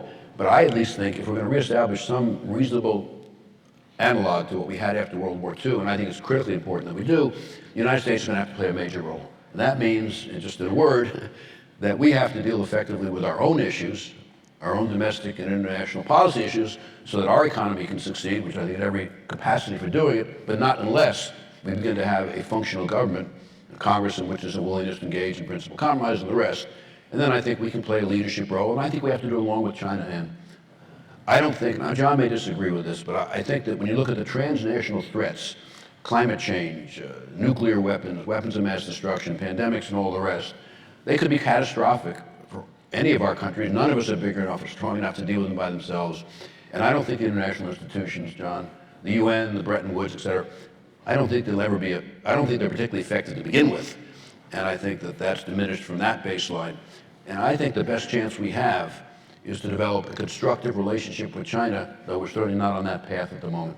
You wrote in the New York Times about 5 months ago about the importance of getting the relationship right with China, saying that a vicious cycle, describing the relationship as a vicious cycle further poisoning an already shallow well of goodwill. How important is that relationship, and are there signs of it getting any better or worse? I spoke at the council recently, and what I said in those remarks, Ann, was that there's enormous uncertainty about what the future of our relationship will be like, but I think one thing that is certain is that the 21st century will be very different if we have a constructive relationship as opposed to an adversarial relationship. And I think it's imperative of both countries. Look, climate change is a reality, and it's, Hank Paulson said not too long ago, here and I were talking about this, that if you look back at what climate change scientists said 10 years ago, these developments, the threats, the risk, if you will, are materializing a lot more rapidly than been predicted. So why wouldn't one think that that's likely to be true going forward? Weapons of mass destruction. Will North Korea, John knows much more about this stuff than I do, but will North Korea at some point decide to sell some nuclear material to a terrorist group? That's an immense catastrophic threat to both us and China. So we have an imperative self-interest in both, and economic as well, self-interest in working together. But right now, I think that that's right. I think what I said in that op-ed was right. I think that there's a pulling apart and a lot of wariness in both countries, and even animosity. But I think it has to start, I may be wrong about this, but I think it has to start with an administration in our country that is committed to the concept of a constructive relationship being our mutual self-interest. Then you reach out to China and you'll find out whether or not they're receptive. John, do you disagree? No, I don't disagree. I think, first of all, I think we need a system. The Bretton Woods system is still the only one we have, right? It hasn't been replaced. And interestingly, when you hear the Chinese talk, I've attended meetings with the Chinese foreign minister and others where they talk about their commitment to upholding the international system established after World War II. Up until recently, at least, I think what they'd been arguing was for a larger share of the pie, more seats at the IMF, greater capital contribution, and so forth. And when they felt slightly rebuffed, then I think they started exploring other alternatives for creating institutions of their own, like the Asian Infrastructure and Investment Bank and the One Belt, One Road project. But I think that's still redeemable. Any international system requires both a system, and then it requires great power, commitment to upholding it. Both parts of that are essential. I think the problem we're grappling with regard to China, and I went to China first in 1972 with Dr. Henry Kissinger, is that back then they had no economy at all. When we established relations in 1979, we didn't even know what we were going to buy from China. And of course, today they are a peer economy, and I think we're having difficulty adjusting to this new and changed reality. But I think adjust we must, just like Bob says, and if we don't, a lot of the international issues that we confront, global issues that we confront, are just going to be that much harder, if not impossible, to deal with. I was kind of hopeful when President Obama and Xi Jinping reached their agreement, I think in the summer of 2016, on climate change issues. I thought that was a very positive thing. And then the president, whom I don't just gratuitously criticize on everything he decides, and I try to give him the benefit of the doubt, but I do think... Not always so easy. Yeah, right. I'm still a Republican. Not so easy either, my opinion. Right. But I think that two of the most significant errors that he committed, he did in his first day of the presidency. One was to withdraw from the Trans-Pacific Economic Partnership that had been painstakingly negotiated in the prior administration, and the second was to withdraw from the Paris Climate Accord. I don't think it would have been that costly to the United States in terms of its obligations to just uphold that agreement, but at least it would have been a disciplining framework, if you will, for the other 190 plus countries of the world.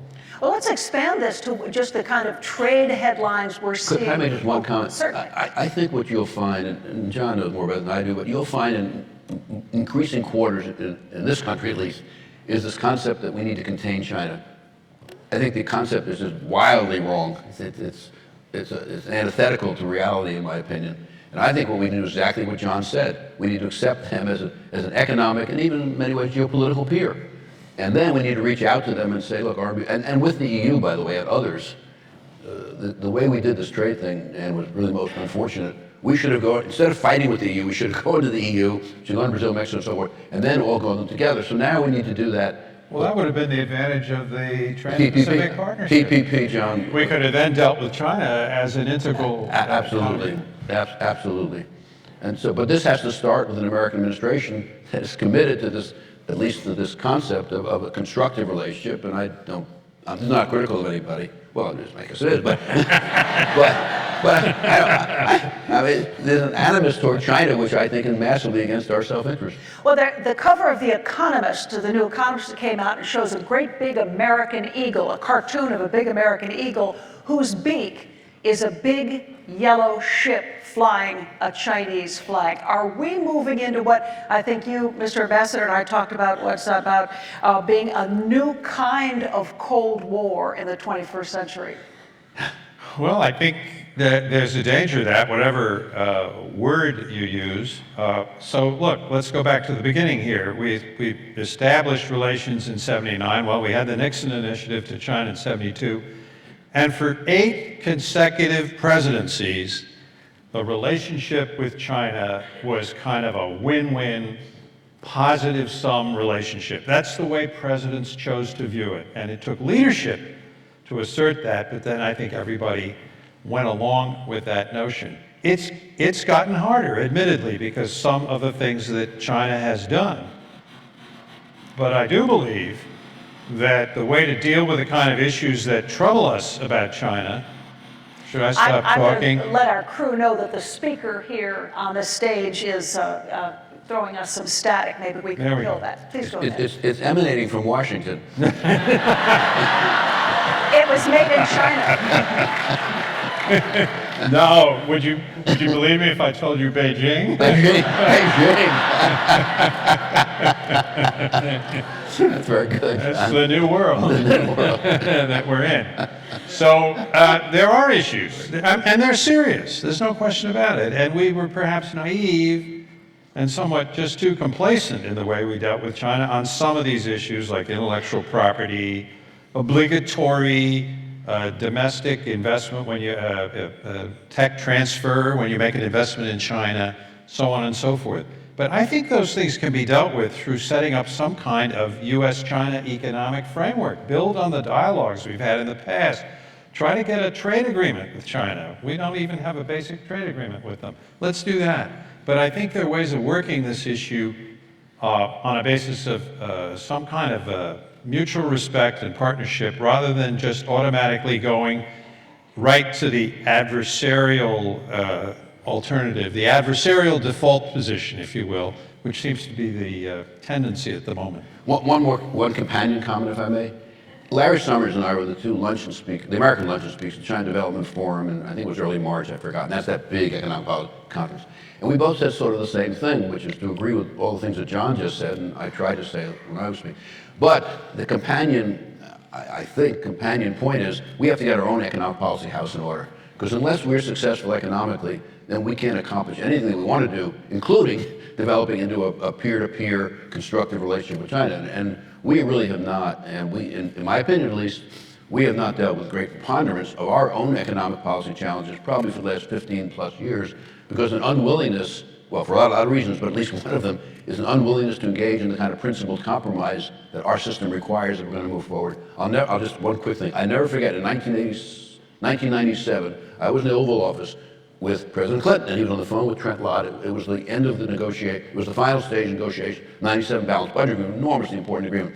And President Clinton put his hand over the phone, because it was on telephone, and he said, Trent Lott wants us to lower capital gains. What do you think? I said, no, Mr. President, that's a terrible idea. He got on the phone back again. He said, yes, we'll lower the capital gains tax. but the point was that he recognized, which I didn't recognize, that that was the cost of getting something that he cared about a lot more than what he gave up. We've lost that in Washington today.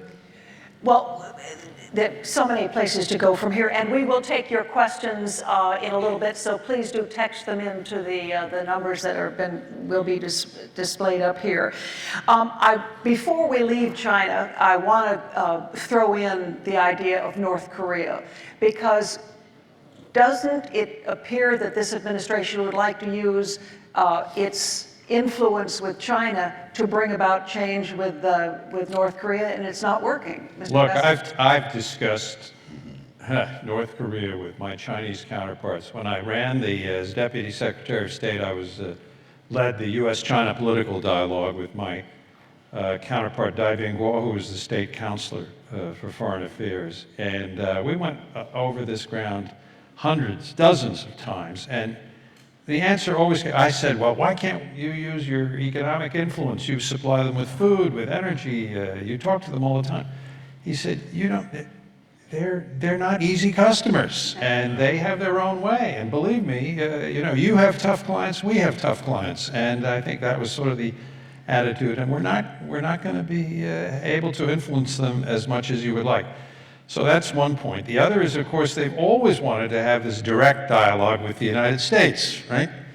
And lastly, I would say, if you look back to 1990, the beginning of the Clinton administration, when we made the first agreement with North Korea, the agreed framework, it's kind of been one step forward, two steps back ever since that time. And there's not really been any interruption of that trend. So we reached the point now where they have a number of nuclear weapons, they have all the different capabilities, and of course they have the missile technology as well. So they've just become progressively more dangerous. So I think Mr. Trump decided, well, I'll try something different. I'll just go meet with this fellow and see if we can get anywhere. They got a bit of a suspension, but that doesn't look like that's working too well at the moment either. So regrettably, I think we're sort of back to square one. At the end of the Clinton administration, we thought there's even a chance President Clinton would try to go to North Korea. Yeah, I don't know much about North Korea, but can I ask John a question? It strikes me, though, and I've thought this for a long time. Clinton, Bush, Obama, all could have tried to deal with this in some forceful way when the risks were much lower than they are today. Right. And yet none of them chose to because of the risks at the time, and they sort of kicked the thing down the road. So now it seems to me, this may be wrong, but it seems to me it's kind of binary. Either we do something maybe rather dramatic, or we wind up with a rogue nation in the hands of a very strange individual, to say the least, who has ICBMs that are nuclear equipped that can reach the East Coast of the United States.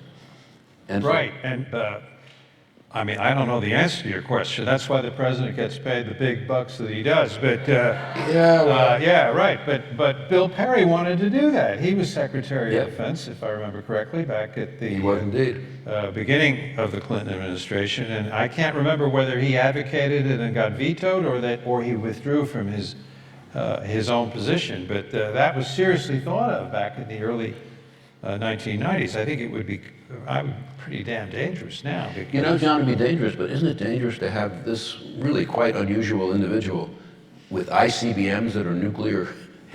I think we're in a binary situation where all choices are terrible, but I'm not so sure which is the least terrible. Well, okay, so when George Bush, I mean, something I know a bit about because I sat in the Oval when he would talk to me about it, George Bush, during his presidency, sent a message, I think it was to Hu Jintao or his Jiang Zemin, his predecessor, saying, look, I want to be clear. I want you to convey a message to North Korea that if they give these nuclear capabilities up, the sky is the limit as far as our relationship is concerned. You can have full diplomatic and economic relations, security guarantees, the whole 9 yards. And I believe that's sort of Mr. Trump's attitude towards North Korea as well, but that doesn't seem to be enough. He's offered a choice. You can have guns or butter. But he doesn't want to give up all the guns to get the butter. I mean, that's so. Look, I think if I were him, I'm not so sure I wouldn't do the same thing he's doing in a way. I know. I don't know. I know, because he fears. Look at Libya. What happened to Gaddafi, for example.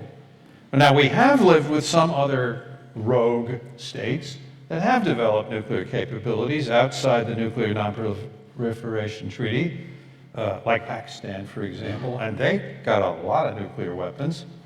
And we've sort of managed the situation, but we always hate to get to that point of reconciling ourselves to the existence of yet another nuclear weapons state.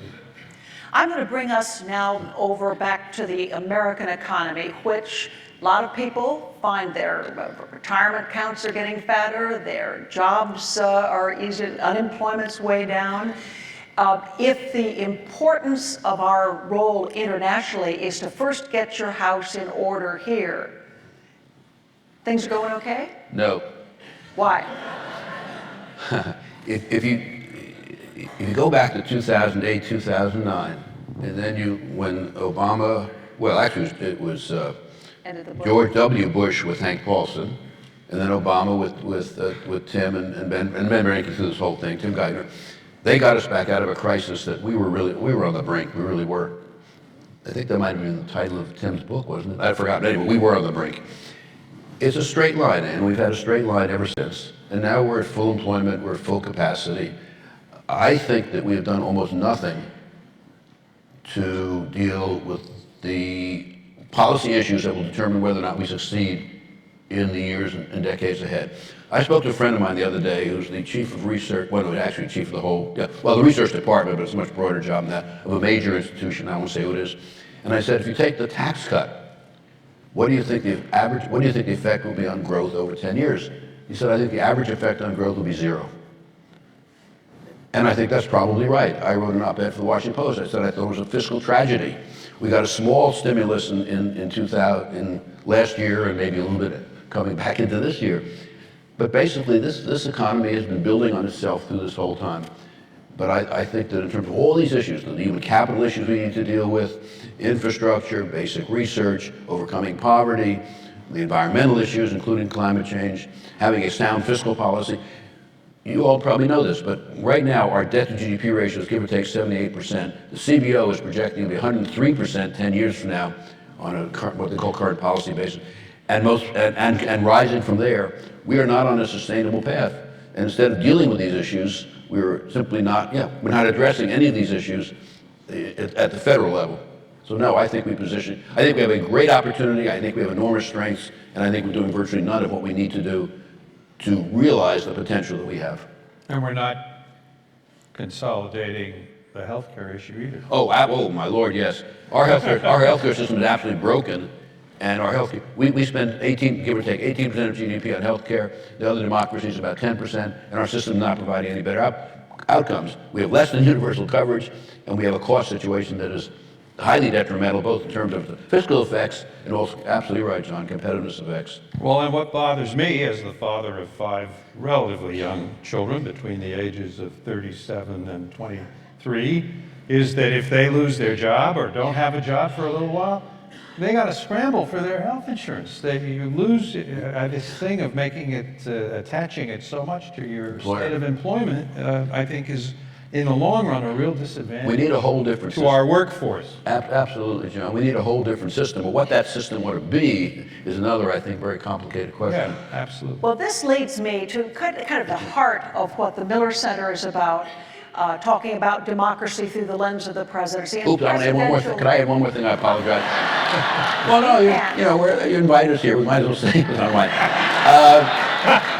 You can ask us to leave, I guess. But we have had enormously increasing inequality. And if you look at young people today, there's a loss of faith in our market-based economic system. And I think, this is what I think, there's no country in the world today, no economy that is successful that doesn't have some reasonable degree of commitment to market-based economics. Even China, starting with Deng and going through Xi, though now things are a little bit more complicated on the ground, even China and India were basically committed to market-based economics, albeit, as I say, China's sort of complicated.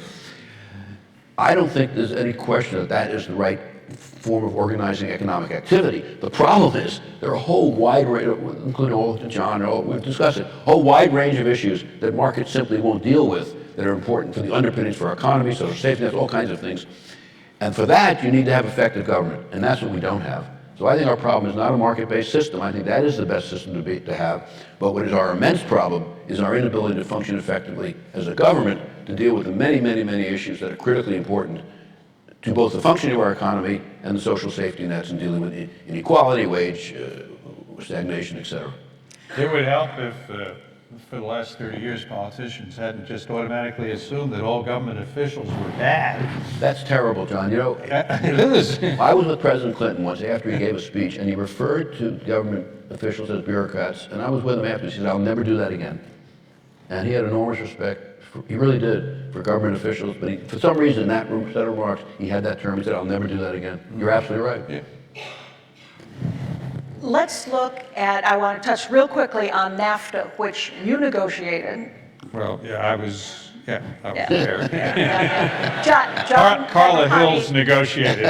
She was our U.S. trade representative. I was ambassador to Mexico. Yeah, so he has had more jobs in the American government than anybody else I've ever covered, with the exception of George Herbert Walker Bush. NAFTA, the way this president went about throwing it out, renegotiating, I guess is still a work in progress. Where's that going?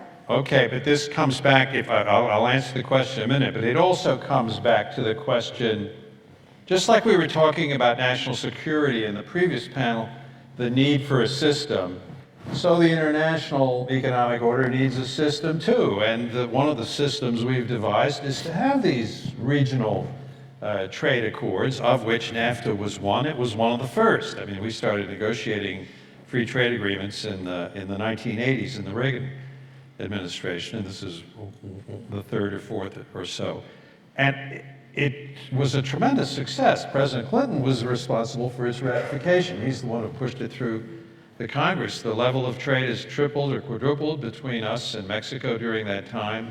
There's more than $1 trillion worth of trade going between Canada, the US, and Mexico, and that is a good thing. I think the president ultimately realized that after saber rattling against the NAFTA. I think Sonny Perdue, the story goes, went in, the Secretary of Agriculture, and went in and said to him, "Mr. President, do you realize that in all 50 states, either the first or second best customer for American agricultural products is Mexico? And you're about to chuck the NAFTA over the side?" So I think they're going to do their best to save it. It's a bit precarious, but I think we are ultimately going to get it. Is this any way to run a government? Well, but we're getting there. Listen, I'd be thankful that he really actually didn't do like what he did to the TPP and decide to withdraw from it. So what happens, John, if, and I have no idea where this stands, but what happens if the Democrats in the House don't support it? Well, it stands in a couple of different places. I mean, it's been negotiated. There were these steel and aluminum tariffs, which I believe we have decided will now not apply to Canada and Mexico, and that was a deal breaker for the Canadians and the Mexicans. So now I think the issue, and there's been some discussion about whether the labor legislation that the Mexicans just passed is sufficient to reach the bar that has been set in the minds of many Democrats. But I understand that there have been talks with Ms. Pelosi and that she may be disposed to giving the agreement a vote before the end of the year, and when the administration decides to send it up. So, how do I handicap it? I'd say 50-50, but I don't think the president's going to abandon it. Quick question before we open to questions from both of you who have now stepped out of government, but you've been at the very highest levels. Do presidents get the economic and financial information that they need and enough advice, as the previous panel said, give a president conflicting advice to make sure he or she's got choices? And then I would ask the same thing, particularly of John Negroponte, on intelligence. What do you do when you walk into the Oval Office and the president doesn't believe what you're telling him? Let me start on the economic. Well, if he didn't believe me, I wouldn't be very happy. But, well, I think it depends on the president. And during the transition in 1992, after the election, we met with Governor Clinton, President-elect Clinton, in Little Rock. And he sat around with the incoming economic team and he said, I'm now leader of the free world. And he said, but if you don't tell me what you really believe, I'm dead. And truly, through that whole 8 years, whenever he said something, he wanted people to disagree. And if nobody disagreed, he'd look around the table and he'd say, what's the other point of view? So if you have a president who has that kind of intellectual curiosity, who sets up strong processes and then abides by them, and he set up the NEC because he wanted to get exactly what you said. He wanted to hear all the points of view on any issue that he faced, and then he wanted to be able to reach his own decision on a fully informed basis. If that's the kind of president you have, and he has intellectual curiosity, and he wants to hear dissent rather than rejecting or discouraging dissent, then you'll have a well-informed president who hopefully will make good decisions. If you lack those various characteristics, then it seems to me that you'll have a president who will be making decisions on a highly inadequate basis. Mr. Ambassador, can I ask you? I'm not going to comment on the current administration, but I'm not. Mr. Ambassador, you were Wasn't there an economic question buried in there? I'm switching to intelligence. Mr. Ambassador, you were, after 9/11, you were chosen by President Bush to be the first director of national intelligence when they took all the intelligence agencies kind of tried to connect the dots. Do you think, from what you can see from the outside, that America's intelligence community is giving good information to this administration? Because sometimes the White House chooses not to believe it. Right. Well, again, we went through this, and you know how Mr. Trump is. He'll make kind of statements very controversial, and then he'll back away from them over time. And I think he's ultimately did that with the intelligence community. Initially, he was saying he wasn't going to take the daily intelligence brief. You remember that, the president's daily brief? He called it the so-called intelligence community. You used to go in after 9/11 every morning to the Oval Office to the president yourself. During the time I was director of national intelligence, I would always accompany the briefer, and we would go in together to brief the president every day. And of course, Mr. Bush had that discipline, Bush 43 and Bush 41 even more, because he'd been the head of the CIA. And I think they trusted the intelligence community. And I think what they also realize is intelligence is not a panacea, right? It's the best available information that we can obtain, and then the best available analysis that you can apply to whatever it is you collect. And then what it helps you do is narrow the level of uncertainty. If the uncertainty was this wide before you started, maybe you could narrow it down to that. But in this complicated world, there's always going to be risks involved in the decisions you make, even if you have terrific intelligence. Look at the effort to capture bin Laden. That was based on one of these very probabilistic decisions about whether he was or not in that house, whatever it was, 60-40, 70-30. I hate making decisions when I know there's a 40% chance of error, but there you are. The president took the chance and he turned out to be right. But I think we have an intelligence community as good as any in the world, bar none. I think we have tremendous methods of collection, and we have a terrific community of analysts. And these people, when you go to the CIA or the DIA, you meet people who have PhDs in their area of expertise, who are real recognized scholars in their field. They're the ones who are analyzing China and Russia and so forth. So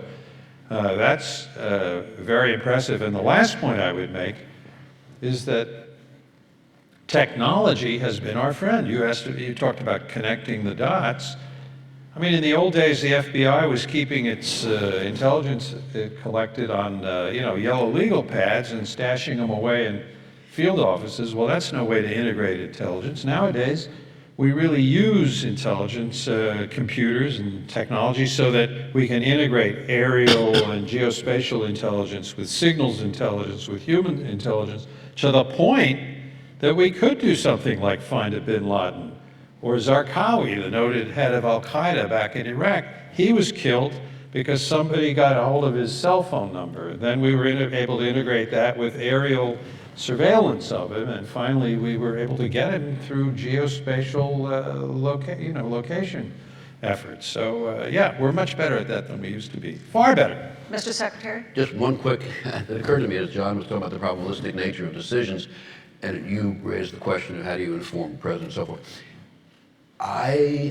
When we decided to interview, well, I shouldn't say we decided, Larry Summers, Alan Greenspan, and I all felt that if we didn't engage in supporting Mexico, it could have a massive crisis that would be massively negative to us. So we went to see the president, and I think the point here is that this was enormously complex, but every significant issue is complex. What you need is a president who recognizes complexity. In that case, we said to the president, and you're right about this, it's uncomfortable for decisions to be probabilistic, but they are. And we said to him, we can't guarantee this is going to work. And if it doesn't, your politics could be terrible, but we think the odds are substantially in our favor. But he related both to recognizing the complexity of the decision and then to the complexity of our approach, which was probabilistic. And I think that's what you need in a president. And now, I remember once we were sitting around the cabinet room with him about something or other, and somebody said to me, you know something? This is like a graduate seminar. But it's just all of a sudden you step back and you think to yourself, gosh, one of these people is president of the United States. Well, that's what you need in a president, I think, if you're going to have an effective decision-making apparatus at the top of the administration. Real quick, because we're going to get questions. Just because in the previous panel there was a lot of discussion about the way presidents organize to carry out their foreign policy. And I just do want to, I would like to emphasize that every president has his own personal style, all the way from Franklin Roosevelt, who had Harry Hopkins and a coterie of people in the White House who advised him. He had no NSC system whatsoever, and he ran the largest war effort that ever been run in the history of mankind, and did it pretty successfully. So there are many different variants to this model, and related and quickly, we were talking about the NSC advisor and the Secretary of Defense and the Secretary of State. It's critical that those three people get along. Otherwise, you have a lot of dysfunctionality in the decision-making process. And I can cite numerous examples of that. Ladies and gentlemen, questions from you. We have students who are going to begin to read our questions. Thank you so much. Hello, thank you for joining us. So although both of you agree that the U.S.'s era of supremacy can't last, our current president went on a promise of making America great again. How can we reconcile this sentiment with the reality of America's changing role in the international order? Could you want to repeat the question? I didn't quite, maybe John got it, I didn't. Well, I think I can answer it, even if I can't repeat the question. Or I can start to answer it anyway. But I think. What did you tell? What was well, I think the question was, in light of our. Go ahead. You better repeat it. All right. Round two. Sorry. No, not a problem. So although both of you agree that the U.S.'s era of supremacy or global hegemony can't last, our current president went on a promise of making America great again. How can we reconcile this public sentiment with America's reality in the geopolitical sphere? Okay. You want to go? Okay. I'll give you a very quick answer, then John will give you a more knowledgeable one. Look, I think that the global order will not work. I don't think we will have an effective transnational approach to climate change and nuclear weaponry. I don't think we'll have a successful global economy unless the United States is strong and effective economically and then reaches out on a multilateral basis to work with the rest of the world. It doesn't mean that we're going to be the hegemon anymore, because we're not. But it seems to me we need, I think John said this before, we need to accept this, recognize that China will be a peer, in fact it will be the largest economy in the world, not too distant future, and then work with, at least I think, what I'm about to say is a little bit antithetical to maybe the way diplomats would talk about such things, but I think we sort of have to have an informal, almost G2-ish kind of arrangement with them, although never declaring it to be such. And then but I don't think any of this will work unless we are effective in our own economic policy processes and therefore with respect to our own economy. So, I mean, Richard Haas wrote this book called Foreign Policy Begins at Home. Exactly. I mean, which I think is a good way of putting it. I don't think we should sell ourselves short, though. Maybe our position in relative terms is somewhat different today because of the rise of China. But on the other hand, we're still a heck of a strong country. Both the economy, the size of our military budget, the capabilities of our military, which are unparalleled, and the strength of many, though not all, of some of our social institutions, like our university system, which is still the envy of the world. So, you know, maybe our position has declined somewhat, but I wouldn't write us off. Yeah, it's just, you all are familiar with the Thucydides trap, and that's what we need to avoid. But I think John is absolutely right. We have tremendous strength. I would rather invest here, I would rather do business in the United States than any other economy, but it does depend on our political system coming back. But it doesn't mean we have to be stronger than China, it just means we have to be strong ourselves and then work with China and the rest of the world. Next question, please. Thank you. So our second question is, some believe that economic sanctions can and have resulted in successful democratization and the successful achievement of other U.S. foreign policy goals.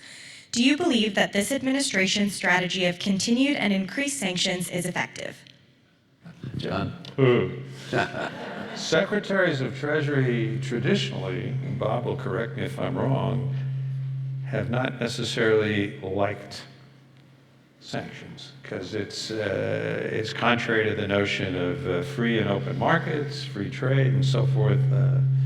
I can remember a number of times running into that kind of reaction. For example, when we wanted to put sanctions on the Noriega regime in Panama. I think now things have rather changed dramatically. The whole enforcement division, the law enforcement side of the Treasury Department has become very, very large. They have an intelligence division. They've built up the Office of Foreign Assets Control. They got very much into 9/11 and after 9/11 in looking for terrorists and so forth. There's a very good book by Juan Zarate, who worked on these issues during that period after 9/11, called Treasury's War. They were kind of happy to get into this sort of combat against international terrorism. But how effective all of it is, I would credit the sanctions and the efforts to tie up the money of terrorists and things like that more than I would the sanctioning against different regimes. I sometimes have questions about how effective that really is. And once you impose them, they're very hard to lift. But don't sanctions work best when they're multilateral? Yes. Of course. Look, I might be whatever it's worth. I just think we're wrong-headed on this. We're behaving as if we're the big bully in the street and we're going to sanction all of the people we disagree with. And I think that's not going to work. And I think it creates animus toward us for the long run. I think it makes us unreliable partners in agreements in one thing and another if we pull out of them. So I think we're positioning ourselves very badly for both now and the long term. I think we should be doing it, reaching out to work with other countries, and then the use of sanctions should be the rare exception rather than what seems to be now almost the centerpiece of our foreign policy. So we had like We do have some agreed sanctions against North Korea. We have some agreed ones against Iran. I'll give you an example of one I don't think is particularly wise. It's all these individual sanctions against Venezuelan political and military leaders, and I don't believe that that has moved the needle in terms of replacing the Maduro regime. He's enough of a dictator to not be bothered by the fact that some of his people are laboring under economic sanctions from the United States. Next question, please.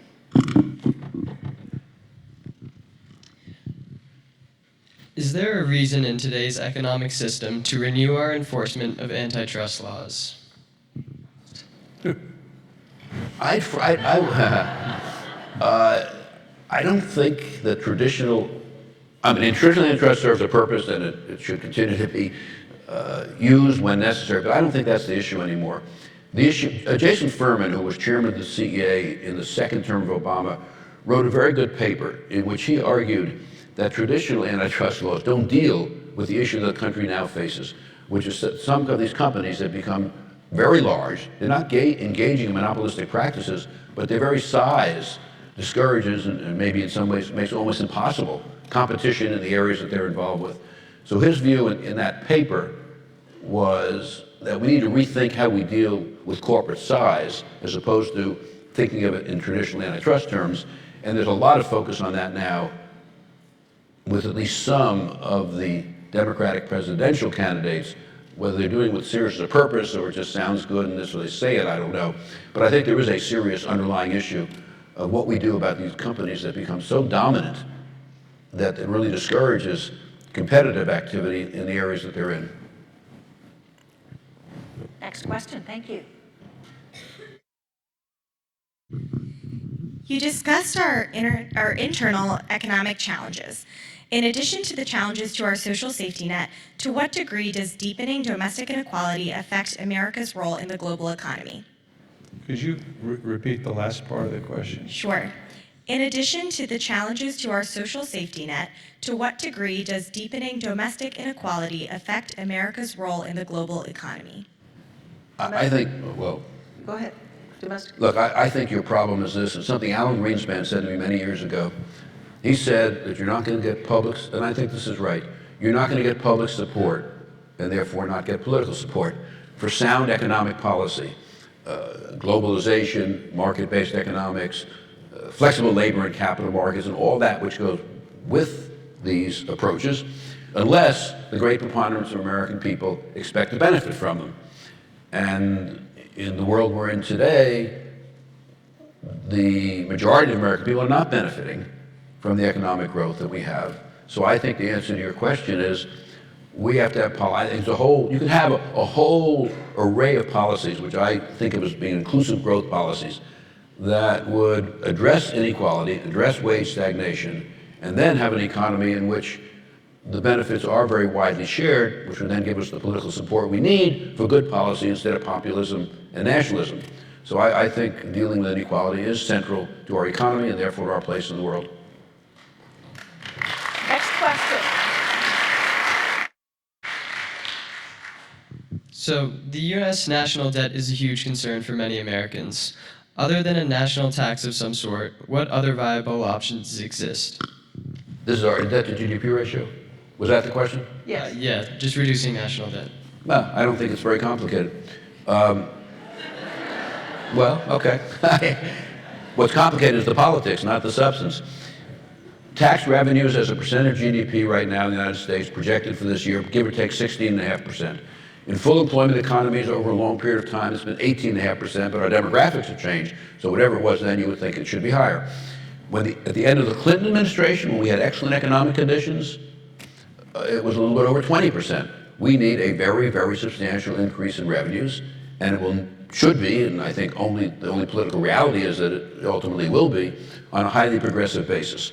But the politics of all that are extremely difficult. Do you want to add anything? Well, yeah, just one thing, which is the only thing Republicans and Democrats in Congress can seem to consistently agree upon is to spend money for each other's projects. So I'll support your project if you support mine. And therein, I think, lies part of the problem. I mean, there's no real frugality anymore.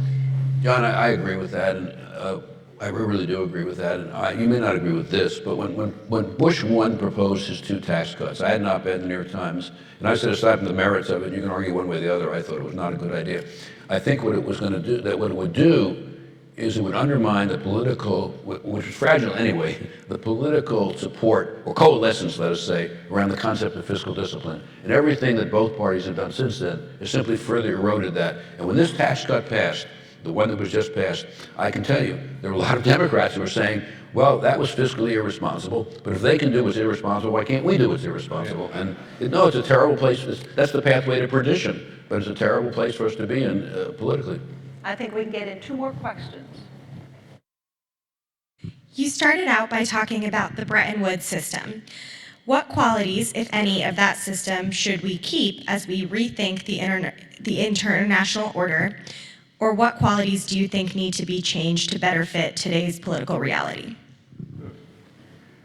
Honestly, you stumped me there. I'm not sure I know what I would change so much as what I would just try to make work. I think it's when countries other than the developed world seek to reform the international system, what they're usually asking for is more of a voice in what's done. I can think better about the UN Security Council example, where there are people like countries like India and others that are arguing the system you set up at the end of World War II doesn't reflect the geopolitical realities and the demographic realities of today. So I think that's the angle I would look at more, which means more inclusion in the decision-making and in the activities of these different institutions. I'll give you an example, the OECD. I think we've been a little bit stingy about letting certain countries into the OECD over the years, and I think that should be a more inclusive organization. I think the only thing, I agree with John. I think the only thing I would add is that in the 90s, the IMF worked in response to Mexico and Asia, and even Russia, although it ultimately didn't succeed, but it did what it needed to try to do. But that was because the United States was such a powerful force. I think, John may disagree with this, I think the probability of the IMF, the World Bank, and the UN being sufficiently effective to deal with the transnational challenges we now face, I hope I'm wrong, but I think no matter what is done, I think is very low. The enforcement, they have no enforcement ability. The IMF does in certain respects, as we all know, but it's not sufficient to do what needs to be done today. So they have no enforcement capability, and the decision-making processes are massively complicated. That's why I said before, I think our relationship with China is so critically important, because if the two of us together can work on these issues, then I think then you have a real force. Also, although we haven't talked about it, let's not forget that these institutions may be part of the problem, but they're not all of it, and that really the individual governance of individual countries is probably a more important issue in terms of the well-being of the world, because every one of these failed states ends up being a huge drag on the global economy and political system. And so when you have systematic state failure in certain regions of the world, that becomes a huge problem that then becomes, surpasses the capability of any of these institutions to deal with. Last question, please. What are the main lessons from the 2008 financial crisis? Are we headed for another, and are we prepared? And tell us quick. Maybe. We can use. Look, that's not an uncomplicated question. If you go back to 2008, there were a lot of people talking about excesses, but virtually nobody saw the possibility of the worst crisis since the 30s. But that occurred, and fortunately for us, fortunately for the United States and for the world, our political system reacted well to it. We did a stimulus, we did TARP, although enormously difficult politically, as we all know. The Fed did all kinds of measures, and so we dealt with it. And then we did a financial reform to try to deal with what had not been recognized but turned out to be the vulnerabilities of our system. You had a consumer protection agency, I think a very good idea, assuming it's run properly, which I think for large part has been, or at least I don't know about the moment, but over time since its creation. You had new measures with respect to derivatives. I don't think it was particularly important, and I think they should have been stronger, but nevertheless we had measures. The problem now, it seems to me, is that response was a function of a political system that even in all of our difficulty functioned effectively. There will be another crisis sooner or later. It won't come from the same place. The big banks are okay now. The big financial institutions are okay. A lot of the small, I have a view, a lot of people disagree with this, that you could have a cascading problem with smaller institutions that could then be an analog of some sort to what happened in the big institutions. But the question is, will our political system deal with it effectively? And I think that's much more of a question today than it was then. The place that I worry most about when I think about a crisis is our fiscal trajectory, because it is, as I said a moment ago, it's a steeply increasing debt to GDP ratio, and at some point, even though none of the effects are being felt, well, that's not true. Very few of the effects are being felt now. I do think at some point there isn't an ultimate and total and indefinite free lunch. And I think that poses a very serious risk with the timing and the factors around it that may precipitate it being unknowable until it happens. What would happen should interest rates suddenly I think that's spike? John, I think that's exactly. Well, if you look at people now who are writing that the fiscal conditions don't matter, they say exactly what you do. They say the interest rates are low and therefore it doesn't affect us. Well, that's fine until they're no longer low. Yeah. And no. And remember the Greek bonds traded at a very narrow spread to German bonds for years and years and years. And I used to say to people, I don't know much about Greece, but does that really make any sense? They said, you're worried about something that hasn't happened. And I said, okay. Well, then eventually it did happen. And when it happened with this dramatic Eurozone crisis. So things in markets can change I think you got exactly right, Jim, can change very quickly. And if interest rates all of a sudden spike up, then we're in an extremely difficult position. I want to bring this to a close, going back to some things that President Jim Ryan said at the beginning of our program today, the big ideas that we're dealing with here. And he talked about the idea of democracies are not as thriving in the world, that the spread of democracy, the strength of some democracies are not as strong. The number of countries with successful democracies are not as numerous as they once were. What would you say to a new administration after the 2020 election? Not just a president, but a congressional leadership, the kind of agencies, the government and the American public.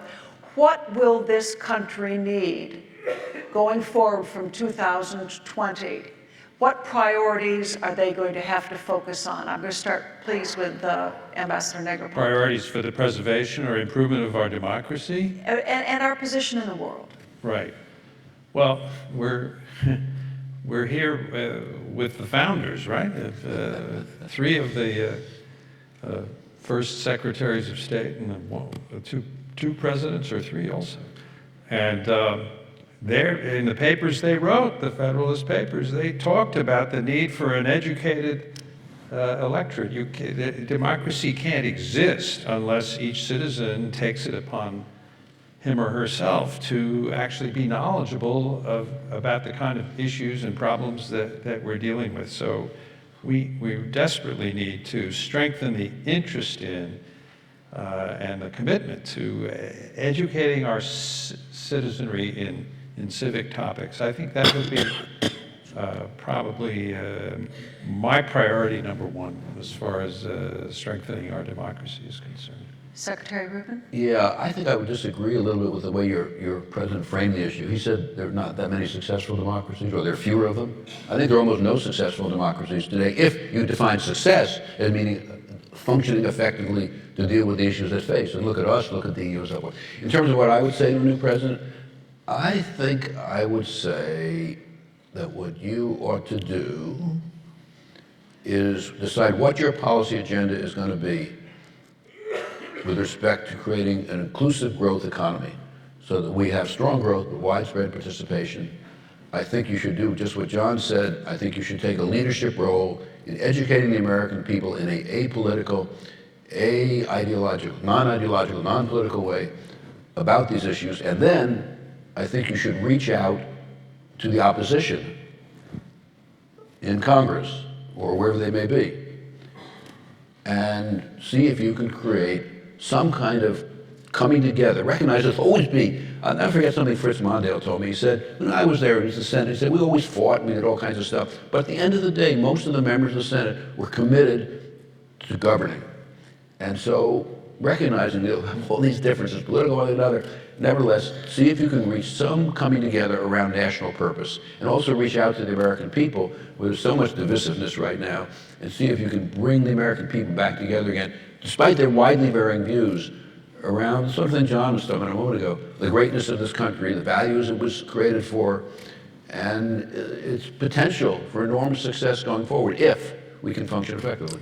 So the question is, can you really have an effective democracy in a society of, what, 330 or 340 million people? It's a challenge, but I think we have to be able to do it.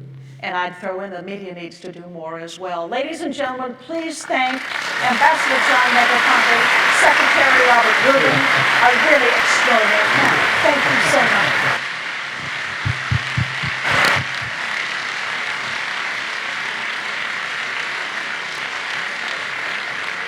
And thanks to Ann Compton, the Miller Center's own, for moderating the terrific conversation.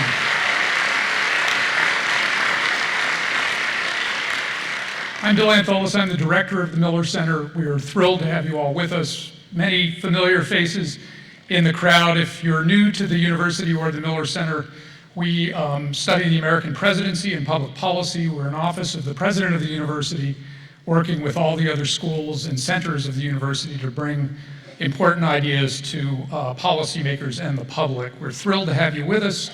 A few housekeeping items. If you are going to lunch breakout sessions, they are listed in the program. If you didn't get one coming in, there are stacks of programs on the tables upstairs. Follow the ushers and other volunteers, student volunteers, in the orange t-shirts. They'll get you to Newcomb Hall, to the 5 breakout sessions. The breakouts start at 12:30. You will need a ticket for lunch. Ticket 1B works for lunch. And then the afternoon plenaries here are at 2:30, and you will need ticket 1C.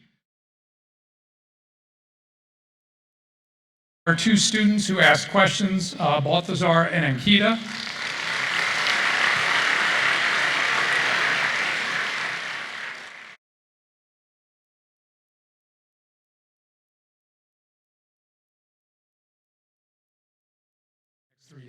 Thank you.